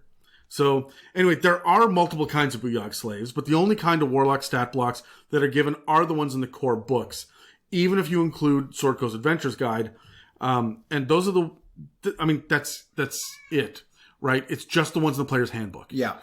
You're not going to get the Undying. Even though it specifically mentions that in Volos, there's no stat block for it. No. You have to kind of build that yourself. So we've covered Great Old Ones and Fiends, but that leaves just one left from the player's handbook for Brad to cover. And I can't think of a single reason why one of these would be a member of the rank and file in a Goblinoid Host. This is the weird one, and I don't understand why you would even include this. Any goblin who has garnered the favor of an Archway has to be something weird and unique. Brad here, once again at the Yawning Portal in Waterdeep. Was that Durnan? Yeah, no, I told you. I want to put 10 gold on the Asmar losing an eye. Sorry about that. Some adventurers about to try and brave the Dungeon of the Mad Mage, and I wanted a few bets on it. Anyways, today we want to talk about some more Goblinoids, specifically about the Booyaghs. Today we're going to look at the Warlock of the Archway as a base to use for a Booyahg slave. Warlocks of the Archway have a armor class of 11 and a decent hit pool around 50. They have a challenge rating of 4, although really that underlies their capability. They are more powerful than you may think. Being casters, they don't have a great strength, but they have a pretty good dexterity, a decent con, a decent int, okay wisdom, but where they really shine is in their charisma, as warlocks, obviously, being charisma casters. They have skills in arcana, deception, nature, and persuasion, and they're actually immune to the charm condition. Warlocks of the Archway come with innate spellcasting, with a DC spell save of 15 and requiring no material components. At will, they're able to cast Disguise Self, Mage Armor on themselves only, Silent Image, and Speak with Animals. And once a day, they can conjure Fae. Warlocks are 11th level spellcasters, using obviously Charisma as their spellcasting ability, and at will, their cantrips that they can use are Dancing Lights, Eldritch Blast, Friends, Mage Hand, Minor Illusion, Prestidigitation, and Vicious Mockery. For spell slots, they have 3 5th level slots that they can use on Blink, Charm Person, Dimension Door, Dominate Beast, Fairy Fire, Fear, Hold Monster, Misty Step, Phantasmal Force, Seeming, and Sleep. And should they need it, they do have a dagger. Also, as a reaction, they can use Misty Escape, which recharges after a long or short rest. Anytime they take damage, they can turn invisible and teleport 60 feet to an unoccupied space, and they remain invisible until the start of their next turn, or if they make an attack or a damage roll, or if they cast a spell. Warlocks of the Archfey gain their powers through magical pacts formed with Lords of the Feywild, and they often commonly associate with lesser Fey creatures such as Boggles, Quicklings, Redcaps, Satyrs, and Sprites. These are fantastic goblins to toss into any sort of goblin encampment. Your players are unlikely to see it coming, and they bring a lot of flavor to a goblin camp. Being charisma casters, naturally they have a high charisma. Therefore, they're more likely to negotiate with your party, strike up conversation, or be a little more curious perhaps about what your party is doing. And possibly, you could even bring one on board as an NPC. While they still are naturally an evil-aligned character, there's no reason that you could make them a little more neutral, or at least be willing to help out a party, perhaps for a fee. Or perhaps to further their patrons' desires. I'm really interested in some of the spells that are available to these Goblinoid Warlocks. The fact that they have Disguise Self, Silent Image, Dancing Lights, Minor Illusion, they really are tricksters, and this lets them kind of pull off tricks that you might not see coming, perhaps disguise themselves so the party won't recognize who they are. It's a really cool tools to use. Not to mention, they also have the ability to dominate beasts, cast fear, cast sleep, or seeming. Really lets them kind of mess with people's minds. It really cements the fact that these are not simply your frontal attack kind of warlocks, but they really are working with some subterfuge. I recommend tossing these guys at a party when they least expect it. These guys aren't necessarily going to be up in your face and prominent within a goblin encampment, but they may be hiding or they may be out in the world exploring, and I think there's a lot of opportunity to use. Hopefully this is giving you some ideas on how to use goblins in a different way. I'd love to hear how you guys use them, or have used them in the past. You can reach out to me at Clueless Game Master on Instagram, or catch me on the subreddit. I do lurk there once in a while. Anyways, good luck adventurers, and stay safe. So, so by definition, these are going to be our weakest of these warlocks. Yeah, of the Booyahg slaves. Yeah, I mean, it's odd that Fiends are CR7 and Great Old Ones are CR6, but an Archway only bumps it to CR4? It's funny because it's not as potent. I mean, you look at the Archway packed option, it's also the weakest in the player's handbook. Well, that's because the fucking Archfey are the weakest. They're ill-defined. Yeah. Even the Great Old One, you don't have much, but you got some. They get into some of the Great Old One stuff in Acquisitions Incorporated. There's all sorts of cool aberration shit that you could use in Eberron. There's not a fuck of a lot. Yeah. You have to go to Matt Colville's book, Strongholds of Followers, in order to get anything that's going to be kind of like a Fey court kind of. I mean, and the stuff we find in Wildmount as well has a lot of Fey focus as well. Yeah, but look, right off the bat, we see that the stats are lower. And if you're looking to communicate in a weird way, they don't get Abyssal or Infernal, which are surprisingly common in D&D, and the Archfiend Warlocks get. And they also don't get the amazing telepathic quality that the Great Old One Warlock get. They get Sylvan, the language of the Fae. This is fucking weird. Like, when is that ever going to come up? And that's just as a basic. Yep. They also get Misty Step, which is the good thing, right? Well, it's Misty Escape. That's a reaction. Yeah, I mean, it that limited teleportation reaction is okay to make things weird, but the other warlocks have far better powers in comparison. Yeah. I guess this fits better with the lower hit points in AC, but it still feels a little underpowered. I think the real draw here is going to be the spells, especially if these guys are support casters. Yeah, if you look at them, I mean, the cantrips are pretty standard at this point. Dancing Lights, Eldritch Blast. But now you're going to get Friends, Mage Hand, Minor Illusion, Prestidigitation, Vicious Mockery. This tracks for face stuff. And then Blink, Charm Person, Dimension Door, Dominate Beast, Fairy Fire, Fear, Hold Monster, Misty Step, Phantasmal Force, Seeming Sleep. I mean, Brad went through them. And there's some fun stuff in there, but you're not casting Sleep on a party that's going to run into anything above like level 4, right? Which is why I think they're CR4, because you got to hit with them early. Yeah. I don't know. Brad's insight that your party isn't going to see this coming in the middle of a Goblinoid encampment is correct. But do you like this better for mingling with the Boggles and Quicklings and Satyrs and the like the flavor text says? To me, we've seen this idea that the reason these Booyahg slaves exist is because they are too close to a portal into another realm. We don't know that necessarily. Okay, sorry. We looked at what the wild magic Booyahg got its power, and it's from being too close to these thin veils of portals between the realms. Sure. I think you can apply that to these goblins. Just these ones have fallen through the portal into the Fey realm, spent some time there, became the slave of a Archfey there, and made their way back to kind of imbue the chaos that the Archfey wants, right?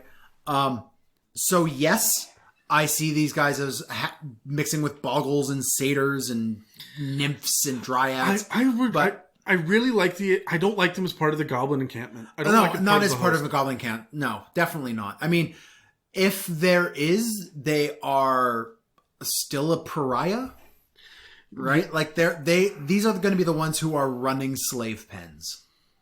Yeah, with their sleep and their friends and their friends shit and like that. just Yeah. they're going to be the good cop to a Great Old One's bad cop, right? Or a Fiend's bad cop. Like if they're working in conjunction, these guys, what I'm trying to say, aren't solo. These guys are in a group and probably not in the host. One of the things that I think I would use this for, I was trying to think of when I would ever use this in a campaign, and I fucking wouldn't. I just flavor-wise, sure, you hit the other ones, so we did this too, but it doesn't make an ounce of fucking sense to me. There's no evil aligned shit here. Goblins are not chaotic in the first place, but Fey are. Yep. Right? So it doesn't really match why they would do this. I don't think it makes a lick of fucking sense. But then I started thinking, if you had a Goblin steal their whatever MacGuffin and then disappear into the forest and accidentally end up in the Feywild. And then you follow them in, and of course during transport there's different like time mechanics and shit that work in the Feywild. So they've been there for years and they've been imbued with Fey magic, and they're living with the small group of boggles, or there's like, now I can see that all 4 of the goblins that escaped have these powers, and now you gotta hunt them down. It's different, it's interesting, it's cool, but it's in my Fey campaign. It's not in my Goblin campaign. The only other way I see these guys are as friendly party NPCs. Yeah, if you're gonna have a friendly NPC that's like a Goblin NPC, your Boblin the Goblin level shit, and he's gonna get magic powers sometimes. Yeah, because all of these spells, for the most part, are very support based. Yeah. So, like, they're never going to be the big powerhouse that they bring on all the encounters. This is going to be the guy that you get to watch your horses. Sure. Yeah, and I agree with that. And, he's almost used for comedy purposes, too, in the background. What have you been up to? Well, I've enslaved all the pigs on the farm. Yeah. Right? And you can see him walking around with a bunch of pigs falling as he, flies through the air or whatever bullshit that he's doing, right? Yeah. There are a couple of offensive spells in that list. Of course, you get Eldritch Blast. But I mean, there has to be at least a and couple. that's just it. They're the token ones. It's really all about the minor illusion and shit. So, okay, so those are the goblins that are mentioned in passing in the flavor text in Volos. Okay, again, that was the whip, the wielder, the slaves, the Booyahg. You had the caster. There are a bunch of different ways to get magic, but there's one other goblin-adjacent creature that isn't listed with the rest of them. They're the goblin's very own boogeyman. Because I guess the Nilbog was mentioned last episode, it just wasn't enough. So this is now the unexpected fear monster in and among goblin culture. Anyway, Tyler has befriended some of the goblins on his travel, and he's taken the time to let us know about the nasty beast while his goblin companions are sleeping. So, let's see what he has to say about the Barghest. Hey guys, this is Tyler from the Wastes of Zoras. I'm happy because I'm here with my Goblinoid friends around this campfire as we're exchanging stories. But as we're exchanging stories, they told me of a tale that sent shivers down my spine. And this is the tale of the Barghest. You see, long ago, Maglubiet, the big leader of the goblins, big god, made a deal with the general of Gehenna, the big leader of the Yugoloths. However, when it came time for Maglubiet to kind of come back on his side of the contract, he backed out. Now the general retaliated on him by creating a creature to devour goblin souls, preventing them from joining Maglubiet's army in the afterlife. And after it devoured enough souls, I think it was 17, who's counting? After it devoured enough goblin souls, it would return to Gehenna to serve alongside the Yugoloth legions. And the fun thing about them is the more powerful of souls that they devoured, the higher elevated status that Barghest would have in the afterlife. So I thought this was just a story that they would tell, but they assured me this is real. So I asked, well, what does this thing look like? They told me that it was a fiendish canine with hair as black as the darkest night, and its face that of a nightmarish monster with large fangs and piercing eyes. In fact, they would say it would be the last thing you would see before it finished you off and devoured your soul. But that's not all. These things have the ability to shapeshift into a goblin. In fact, that's how they would come into the world as a goblin, and then learn how to shape change into their true form, knowing full well who they are. But they would keep it a secret and only reveal their true self to devour. So that means any goblin could be a Barghest. Any goblin here could be... No. Couldn't be that. No. So what does that mean when they devour the soul? Well, they'll tell me this, that means they can feed on any humanoid, not just a goblinoid, any humanoid. It kills within 10 minutes, and it only takes them 1 minute to fully devour both body and soul. These guys are quick eaters. And that soul remains in the Barghest for the next 24 hours while it's being digested, after which it becomes absolutely impossible to resurrect them with any mortal magic. Now, if the Barghest is killed before that, though, the soul is freed. However, if you try and resurrect someone while a soul is being digested, it only has about a 50% chance of succeeding. But enough about their diet. Let's talk about their actual stats, who these guys are. Well, they are a large fiend, not in their true form.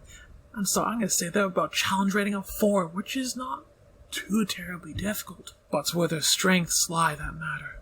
They have a crazy high strength because, well, they're a large canine. And they're also pretty dexterous too, because, again, big canine, need I say more. However, everything else is well above average, which they have the ability to strategize, impersonate, and even deceive, whether in their true form or as a goblin. Now, they also have a massive amount of health. They have 12 d10s plus 24. And guess what? Their natural hide gives them an armor class of 17. These guys are not pushovers. And they're also excellent at deception, intimidation, perception, as well as stealth checks. Not only that, but they also have resistance to the basic elements, acid, poison, as well as any non-magical attacks. It's going to be hard to hit these guys. And if that wasn't hard enough, they can move up to 60 feet, which is twice as much as the average person, unless they're in their goblin form, which is strict 30 feet. Now, even if you do know where they are, you're not going to sneak around them, because they have a highly massive passive perception with a 60-foot blind sight and dark vision. Not to mention they have keen smell, giving them advantage in all wisdom checks requiring smell. On top of that, they also speak Abyssal, Common, Goblin, Infernal, and the most curious of them all, and interesting and scary, is they also have telepathy within 60 feet. Now, as a shape changer, they keep all their stats, regardless of which form that they are in, aside from their size and their speed. That's a tough goblin. Well, guess what? That's not the end of it. They also can cast spells. Not a lot, but some. They can cast Levitate, Minor Illusion, and Pass Without a Trace at will. And each of these are once per day. They can do Charm Person, Dimension Door, and Suggestion. It makes you see things that aren't really there, guys. And then they charm you into trusting them above anyone else. These guys are suddenly a lot more scary outside of combat rather than in combat. But let's talk about it in combat a little bit. What can they do? Well, they have a bite, which is 2d8, and they have their claws, which is like 1d8. So they're not going to be that scary if you're actually fighting them. And here's the thing, they also have something that all Goblinoids know about, is this idea of fire banishment. That means if they're engulfed in flames of either 10 feet high or 10 feet wide, they make a DC 15 charismatic save, or they are banished to Gehenna. Now, I'll admit to you guys this. I am more afraid of them in their goblin form than I am of them in their true canine form. Because if they're in their goblin form, you don't know who they are, but they can telepathically speak to you, maybe with threats, telling you things that aren't there, or maybe just speaking constantly in Abyssal or Infernal, enough to drive you mad and you would have no idea where they are. Maybe they become the trusted goblin that everyone loves, but in secret, ready to stealthily slit a throat in the middle of the night, and only just before a person dies, they reveal their true form and devour both body and soul before turning back into the trusted goblin. Maybe it's your goblin servant who's been with you this whole time. You know, he follows you everywhere, and the whole party just adores them. And they've been watching you become more and more powerful souls. And maybe you thought it was your conscience talking to you to be better, to get better and stronger. Maybe it was just this Barghest waiting for the right moment to devour your souls to earn him the great status in Gehenna in the afterlife. These guys, pretty scary. Well, that's all I have for the Barghest tonight, guys. If you need songs written for you, you can find me at Melodica's Music on Facebook or at Melodica's Music on Instagram. Thank you. I'm glad I could do the Barghest justice. I'm glad you won't be devouring me tonight. Wait. Was it you guys that just said that? I think I'm gonna take my leave right about now. I'll talk to you guys next time. This is Tyler from the Wastes of Zoras. I always like whenever the lore gives us a reason why resurrection is limited in D&D. And I like the fact that the Barghest adds to this. Yeah. Add to the fact that it tends to eat its victims, and it would be really cool to have a little gang of Goblinoids be freaking out and spreading rumors about why their friends keep going missing. Yeah, I like that. If for whatever reason you're with a group of goblins, your party did it in the last campaign where you just had like 15 goblins hanging out. Well, it started with in 15. the 60s. It did, and then it slowly got whittled down. But I like the idea of there being a Barghest in and among it, and now you've got a murder mystery in and among your goblin subplot. Yeah. Right? So it's like and it's your basic lycanthrope mystery with the fucking demonic twist. Yeah. It's also nice to get a shout out to the ever mysterious General of Gehenna. Yeah. We don't see him often mentioned anywhere in 5th Ed or any edition. He's out there, but we don't know much about him. I'm still actively waiting for the campaign where he's your big bad evil guy. Fuck, please give me that. Yeah. I am desperate for that. Yeah, so it's pretty clear to us, speaking about the Barghest now, that these things are a solo encounter. Yeah, he's not going to have a lot of backup. No, that means that they're going to be fighting tier 1 parties and wreaking havoc. It's a great opportunity to lean into the horror tropes that we often harp and bolster here on this podcast. Yeah. This 60-foot movement at level 4 is unmatched. Your monks can't even do this shit. And the 60-foot telepathy with all of those languages can also be scary. The ability to cast minor illusions and levitate means you can go full exorcist on your party when they're out in the middle of nowhere with a group of terrified goblins. I think that's fucking amazing. I want to drop one of these guys in the middle of the woods near dusk. Yeah, look, honestly, I would have the murder mystery and we know it's one of these 3 goblins, which one of it, well, we'll cut them with a silvered weapon to whatever, right? We'll make up whatever reason. And then when he comes out in and of a, it's a fucking terrifying encounter as he tears NPCs to bits. Yeah. Like knocks down your spellcasters and just rips them to shreds and then fucks off into the night. And then the next day you're sitting there going, okay, so we had 12 goblins here before. We're doing another head count. We lost 3 last night. We should be down to 9. Fuck, there's 10. Okay. All right. Who was not here last night? And they're all just looking around at each other. Who died? And the goblins, of course, have lost track of shit. Because they're all a bunch of pariahs and idiots. Yeah, and your fucking party never bothered to learn the names of more than like 2 of the goblins. So we're doing this again tonight. Right? Like, I think that's a lot of fun. The fact that they also have to be banished by fire, which spans, 10 feet in any direction, enough to engulf the Barghest, which is a large creature. Like, it's neat. But I feel like this isn't information that you give the party before the first encounter with one of these guys. You let him scare them first. And then he kills an NPC and disappears and all that shit. But then you have the party figure out how to deal with the monster who's harrying the encampment. I think that that's a lot of fun. Like, how do we even get rid of this fucker? Because we can't kill him. He's got this massive pool of hit points. And as far as the fire banishment itself goes, they could learn this information through a series of checks, or they could just fight the fucking thing. Like, they don't need to actually get that. No, I to be completely honest, I love the fact that there is this added, like, just to get rid of it, here's what you have to do. Yeah. We have straight up horror level encounters across the board that don't have this, that need it.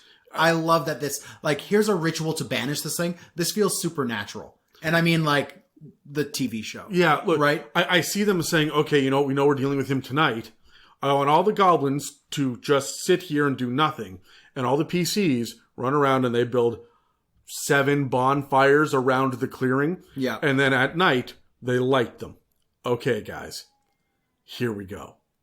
And they just start throwing goblins through bonfires. They'll come out the other end just kind of like, ow, ow, ow, burned, ow. But goblins have enough hit points to be able to live through it, but a Barghest will just disappear. Gone. Yeah. It's also kind of funny that it's resistant to the fire, but it gets banished by it. Can you imagine how pissed off it's going to be showing up in Gehenna just slightly singed? I fucking love, he like shows up and looks at the general, and general's like, bonfire? Fucking bonfire. Bolts away, looking for the next portal back.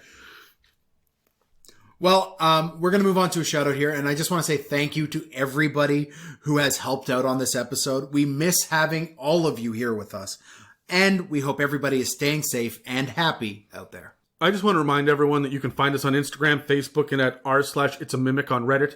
You can also reach out to us through our email at info@itsamimic.com, because we love hearing from you guys, and any questions that you send us will get added to the list for our upcoming mailbag episodes.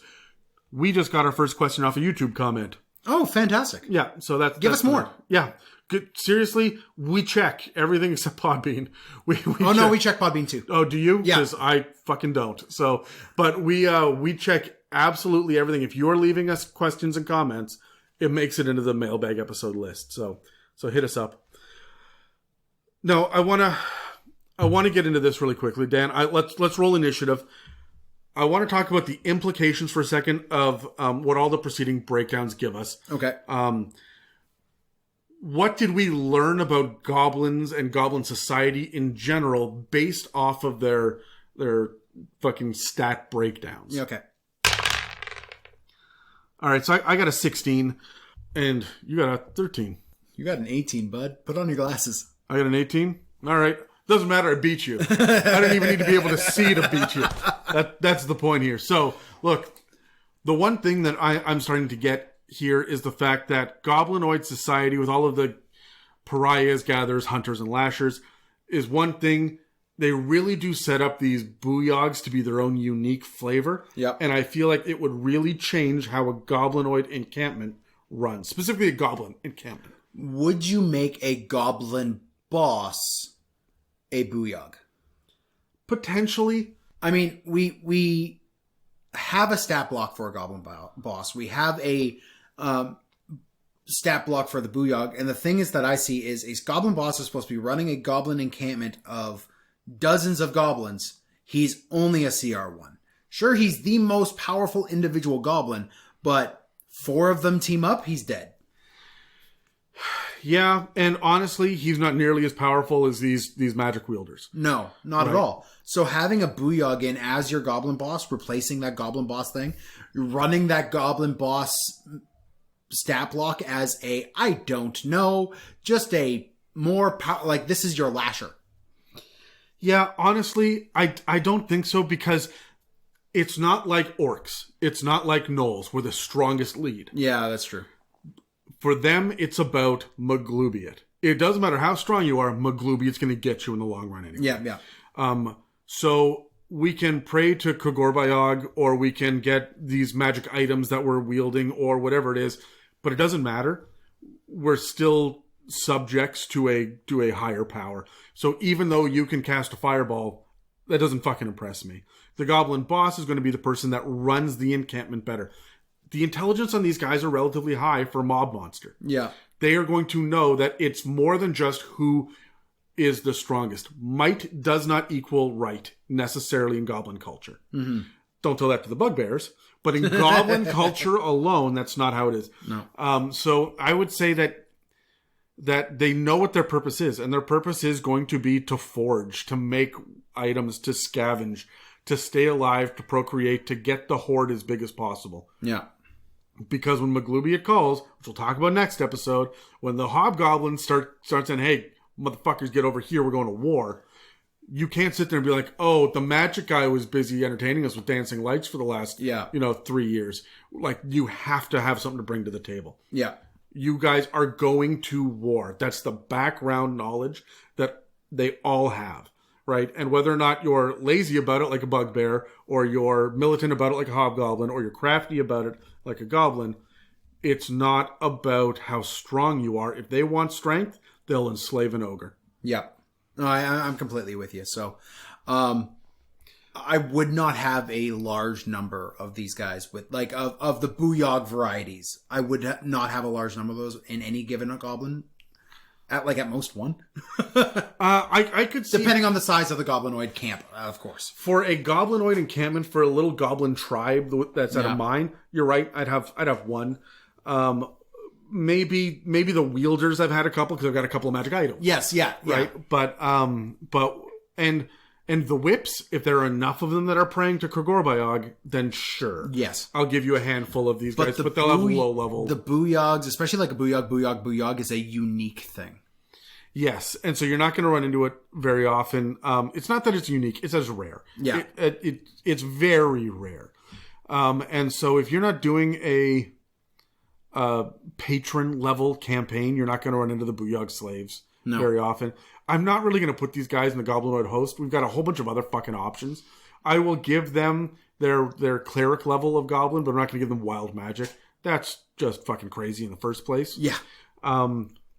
So they're going to be a focal point of a campaign if I'm going to use them. Yeah. I can see there being, for the Warlock specifically, groups of them as worshippers, as cultists. If you have a number of cultists that are going to be a part of this group that's worshipping in the depths of Waterdeep, for example, have 3 goblins in there that are the Booyahg slaves. We just have permission to use goblins there instead of your basic cult fanatic. Mm-hmm. It's weird that they get more power than a cult fanatic. It's weird that goblins specifically get this. Yeah. Almost like goblins are preferred by patrons, maybe because of their weak will. Yeah, they are very easily subjugated. So, and that is why they subjugate as well. But no, for the most part, adding these guys into the mix, this bumps you up to tier 2.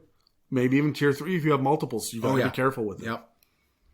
Now, when it comes to homebrewing additional Goblinoid monsters and stuff, if you want to have a special kind of goblin, in the DMG, it says that you add the Goblinoid character or the goblin characteristics to a creature.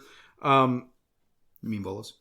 No, in the DMG. Okay. When there's the list of all of the different, how to add this to the NPC stat block, it breaks down. Goblin is an option in there, but it doesn't really track. It doesn't follow necessarily with the stat blocks that exist. When you go to look at what it says in Volos for the actual player characters, you get the +2 to Dex and the +1 to Con, even though Con is average in the monster stat block. I don't know why you're getting a bonus to it.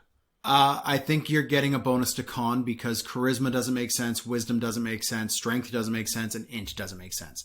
Wisdom maybe, but they're just like from a bird's eye view of a goblin. Dexterity makes sense. They're fast, they're nimble, they're everything else. And we've seen that they're crafty. So Int might make sense, but they're traditionally stupid. Look, their highest stat is Dex, obviously. Con and Intelligence are both at a 10. Those are the next highest level stat. Yeah. I just would have given it to Intelligence. You think? You're going to have more Goblin Rogues than you will Barbarians. I'm going to give it to Intelligence. No, you're completely right. So anyway, they've got Dark Vision because of course they do. Fury of the Small, which is neat. Once per short rest, you can add damage to any attack or spell. The damage equals your level. Once per short rest. Once per short rest. This can grow pretty quickly. Why the fuck do goblins get this? It doesn't make any sense to me. I don't know why they get this, especially because there's nothing like that in any of their monster stat blocks. Yeah. Exactly. It just feels fucking strange. It's like they needed to add something more to entice people to play a goblin. That could be why they get the con bonus as well. Oh, I'm sure that to add survivability, to add in interest in playing a goblin. Yeah, I guess, but it just doesn't fit with me. Not by the stat block, not by the monster stat block. Yeah. I don't like this. Give them more sneaky stuff. They get Nimble Escape, which I've mentioned a couple of times, which lets you disengage or hide as a bonus action. But I don't fucking like that for a player because you're probably going to be a rogue anyway because you're a goblin, so you've doubled up now. Yeah. So the fuck are you doing? Right? I don't like this. I'm not leaning on the player boons and traits, the racial traits for player characters to figure out what to do with an NPC or a new monster that I'm building. Because then when you look in the DMG at this list and be like, hey, I can just add Goblin to whatever NPC stat block I need to. So I can have a Goblin Guard or a Goblin Merchant or a Goblin whatever. It lets you do Nimble Escape, but not Fury of the Small. And the stat modification is a +2 to Dex, but now it's a -2 to Strength and no mention of Con. Right? Like, it just doesn't feel sense, right to me. Yeah. So, I am going to go by the DMG on this. Oh, really? Okay. Yeah, I'm not going to look at the player stat blocks. Oh, this is if you're creating your own homebrew, like You're kind of Goblin. an NPC as a DM. You're doing your As a DM, yeah. Okay, no, I'm with you. When I'm homebrewing my own Goblinoid monster and I'm looking to an NPC stat block, or if I'm making a stat block up by just normal, and I look at, okay, what are the average traits? Where do I go with my 10s across the board? Sure. Yeah. I'm not doing too much homebrewing because, like, I'm not going to... A lot of people go nuts with it. I just say, what are the basic stats so I know what my modifier's on? I move the fuck on from there, right? Yeah. Because they tend to just be, this guy's a specific kind of Goblin Hunter. He has a long bow instead of a short bow. Yeah. What are the stats that I need to know for that, right? So, or this guy's particularly bigger than the others, so he's going to have a +2 to Strength, or he wields a great sword. A Goblin with a great sword, isn't that funny? And then, yeah. But I just don't like what they have to offer for the player characters as far as the Goblin stats go. It doesn't make a lick of fucking sense to me. Not for Goblins. No, I'm completely with you. And even when it comes to Fury of the Small is there to try to entice people in. That's what it exists for. Give them a little burst of speed. Yeah, it's weird that they don't have like that Tabaxi level stuff, or even just advantage on climb checks. I would all yes, advantage on climb checks, yes, 100%, because they're supposed to be from up high. Give them a bonus to crafting or a bonus to perceptions or stuff like that, right? They should have a bonus to charisma. They just no, they just should. It should be the +1 to charisma, because a lot of the kind of thing that you're going to do with a Goblin. What was the last Goblin character you played, Dan? Oh, Rojan Mott. Yeah. But he was a bard, right? You're Major Tom backwards. Yeah, but you were going to see, fuck you, Dan, but you're going to see a lot of charisma caster goblins as well. When you're a Booyahg as a player character. You get wild magic, yeah, okay. Right? Like, you're going to... That would be really fun. It would be really fun, but you're not going to get that with your Dex and Con combo, right? What's your player name? Booyahg? Booyahg? Yeah, Booyahg. Booyahg? Yeah, Booyahg. So I'm not going to turn to the player stats for homebrew, right? Is the point. Yeah. I mean, and the stuff that they offer in the DMG is not helpful. No. Not really.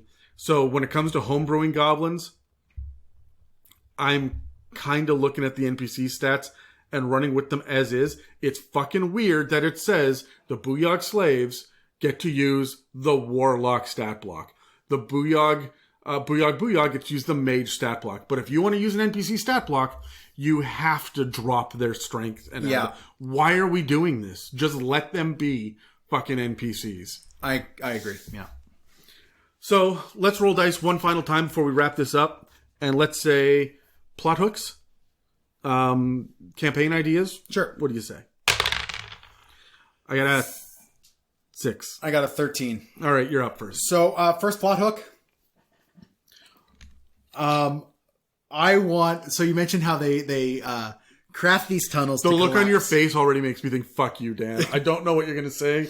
You might actually like this. So, your party has been tasked with clearing out a goblin warren or something, or they've just happened upon this thing. And there's this one section of cave that has been caved in. And the only thing you hear, because you would actually hear something on it, because they hear you moving around, is something ticking from the other side, like something hitting some rock. You uncover to find this one goblin pariah covered in gore and blood, see like the corpses of other goblins around them. And he's got his little distended belly. And he's just like, I've been stuck in this camp, in this little cave-in for 3 days. And I'm the one that made it out. And it was him just trying to get through. But like a cave-in happened when they were setting up a trap. A couple lashers and some pariahs got stuck in here. And this is the guy who's been eating the other goblins to get out. You love your fucking cannibals in D&D. Now, it would be super awesome if this act of survivability is what made this guy a Booyahg, Booyahg, Booyahg. Oh no, he fucking eats his like friends and family, and so Yianagu gives him power. Yeah, so he's a fiend. Yeah, great old, and like doesn't know it. He comes to this realization after your party frees him, and guess what? Now you have this encounter. I really like that. That's a lot of fun. The other thing, actually, vomiting blood up on your party. The other thing that I was thinking about is in Mordenkainen's, you have for each one of the archdevils and demon lords a bunch of cult options. Yeah, like options and ideas and powers that they get as well. You can fucking boost up your Booyahg slave so that you've got a number of because you're in tier 3. Okay. And every goblin you run into is a Booyahg slave, except the leader, which has even more powers on top of them.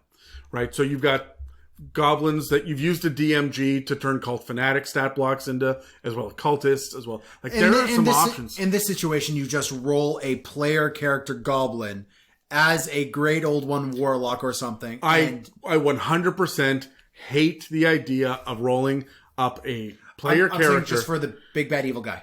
I wouldn't even do that. Just to have the spell block listed out there. I wouldn't do that. You want to know why? Because he's 20% as powerful as your average party. Because he is one player. Monster stat blocks are more powerful than any one single given player. Fair. So don't do that. Just make the monster you want to make. So, and for me, I would make the Booyahg slave, or like the Archfiend, for example. And then I would add the boons and shit that you can find in Mordenkainen's. Cool. And then probably give him a big ass staff of go fuck yourself. My plot hook is literally going to be the goblin stole the blacksmith's daughter. Yeah, okay. Go get her back. But they stole her because they really need her help. She, we understand that she is going to be able to help us root out the Barghest. Okay. Yep. Everybody says that she's the smartest one in the village. Every slave we capture says that she's the smartest one in the village. So we got her, and she's going to help us figure this out. But now that you're here, you do it. I really like that. That's really cool. So that's my little here's a fun little level 3 twist on the original. Cool. What do you got for a mini campaign? Mini campaign. I was really, really liking the idea of this Nilbog and Booyahg, Booyahg, Booyahg, who have taken over a goblin tribe. Yep. With between the two of them. So this is going to be chaos for the sake of chaos. And honestly, I love this idea of they have moved into this abandoned village that has a palisade wall around it. And between the weird magical shit and the weird tricks that are coming out of the Booyahg, Booyahg, Booyahg and the Nilbog, your party has to root out these guys and get them out of the city before they find this one MacGuffin of power that is buried under the church. Sure. Or something, yeah. Right?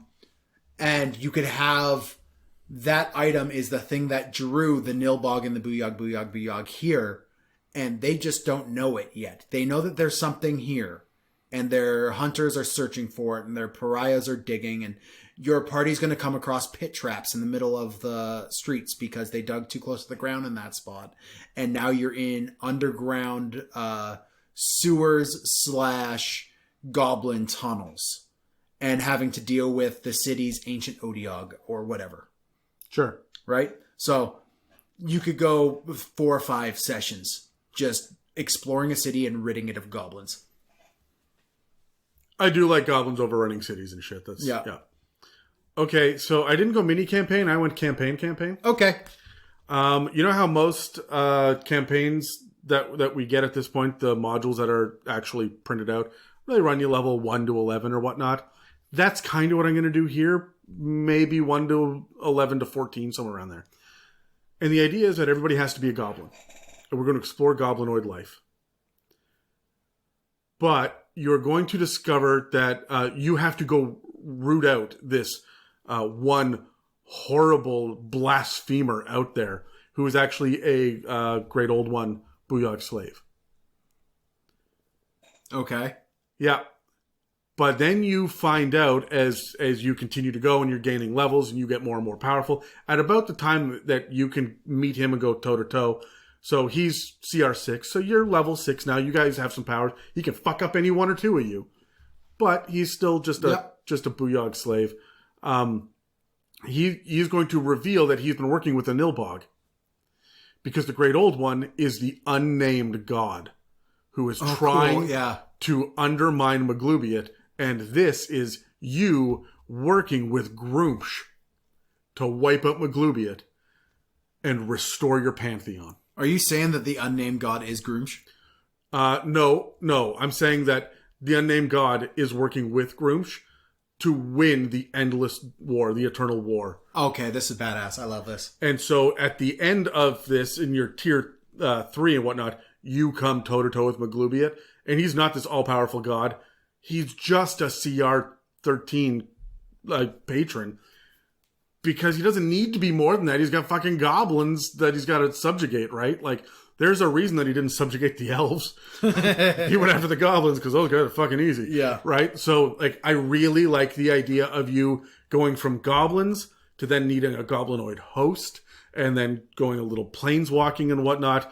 But you're following the idea that you are the freedom fighters in Goblin society. I really like that. And the Goblinoid host that you're going to pull together to fight Maglubiot. I think that's a fun campaign. Yeah, no, I'm on board with all that.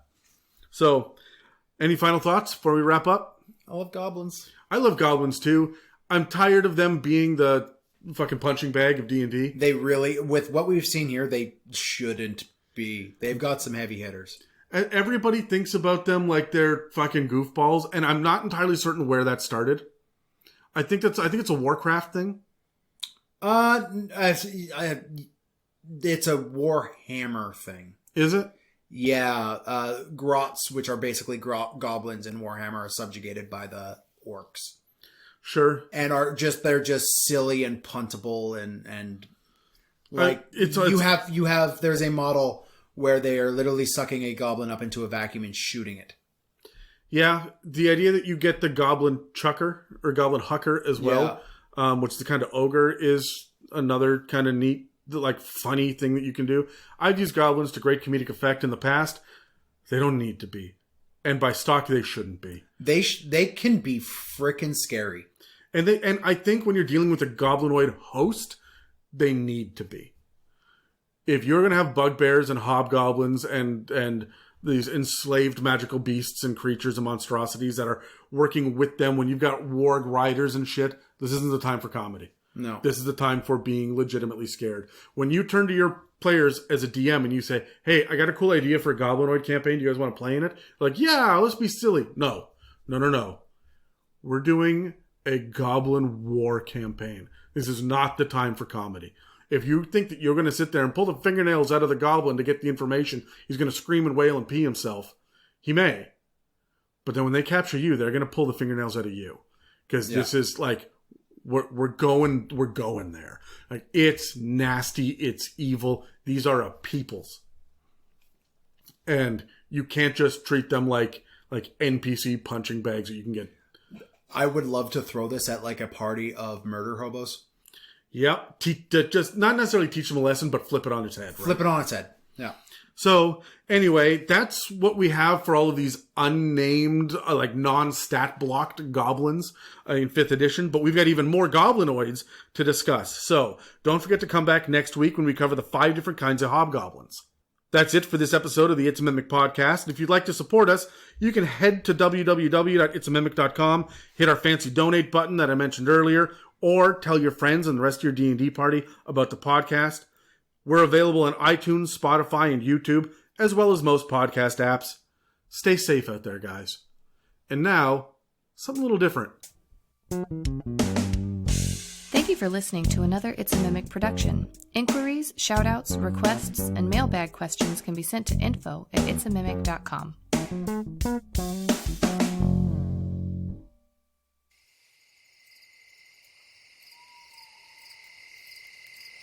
Booyahg, booyahg, booyahg. A chant, a curse, a warning. Swaddled in tattered rags, a goblin prince is born. Fire in the blood, the reek of magic. It could have been a god if it wasn't born a goblin. Booyahg, booyahg, booyahg. Tell it from the mountainsides, tell it from every field and forest, every swamp and fen. Booyahg, booyahg, booyahg. Down into the frost-fold lands of men and kin, echoing through 1,000 twisted throats. Booyahg, booyahg, booyahg! Away, the rangers fly into the wine-dark midnight glens, breath clouding, snow cracking underfoot. See how their steel flashes, their eyes burn, holding torches high aloft, pounding hearts beat. They move with great haste, not a second can be lost. Booyahg, booyahg, booyahg! Turning, twisting, this way and that, which warren, which den, which crooked cave, which cavern. Goblin crones will hide the child away in a secret place before too long, beyond their reach, no time to count them all. Put them to the sword, each and every one. What else can a mere mortal do to stop the horror to come? Booyahg, booyahg, booyahg! Into the ice fields they swept, down onto the plains of snow, hard-packed and frozen, their horses' hooves splintering ice, frost and winter winds swirling, biting. They come to the black crags, black as pitch at night, 3 moons overhead and darkest midnight. Booyahg, booyahg, booyahg! There, in the depths of a cave, a fire burns. 3 goblin crones dance around it. Now back, now forth, now around they go. The flames leap and sway to the rhythm of their dance. Booyahg, booyahg, booyahg! The crones are shrieking now, their hair wild as flame, capes of feather and bone, long and lean and leathery, stretching and twisting and waving like the flames they dance around.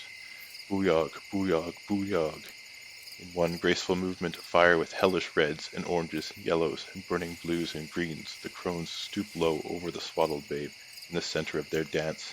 A baby's cry pierces the night, a cry that cuts through the winter's air and chills the blood. The crones lean close now over the child, wrinkled hands reaching out. They reach down and pick it up in their arms. Then they are gone, vanished like smoke in winter's breath. Their fire dwindles and dies. Finally, the rangers arrive. The cave is dark. Booyahg, booyahg, booyahg.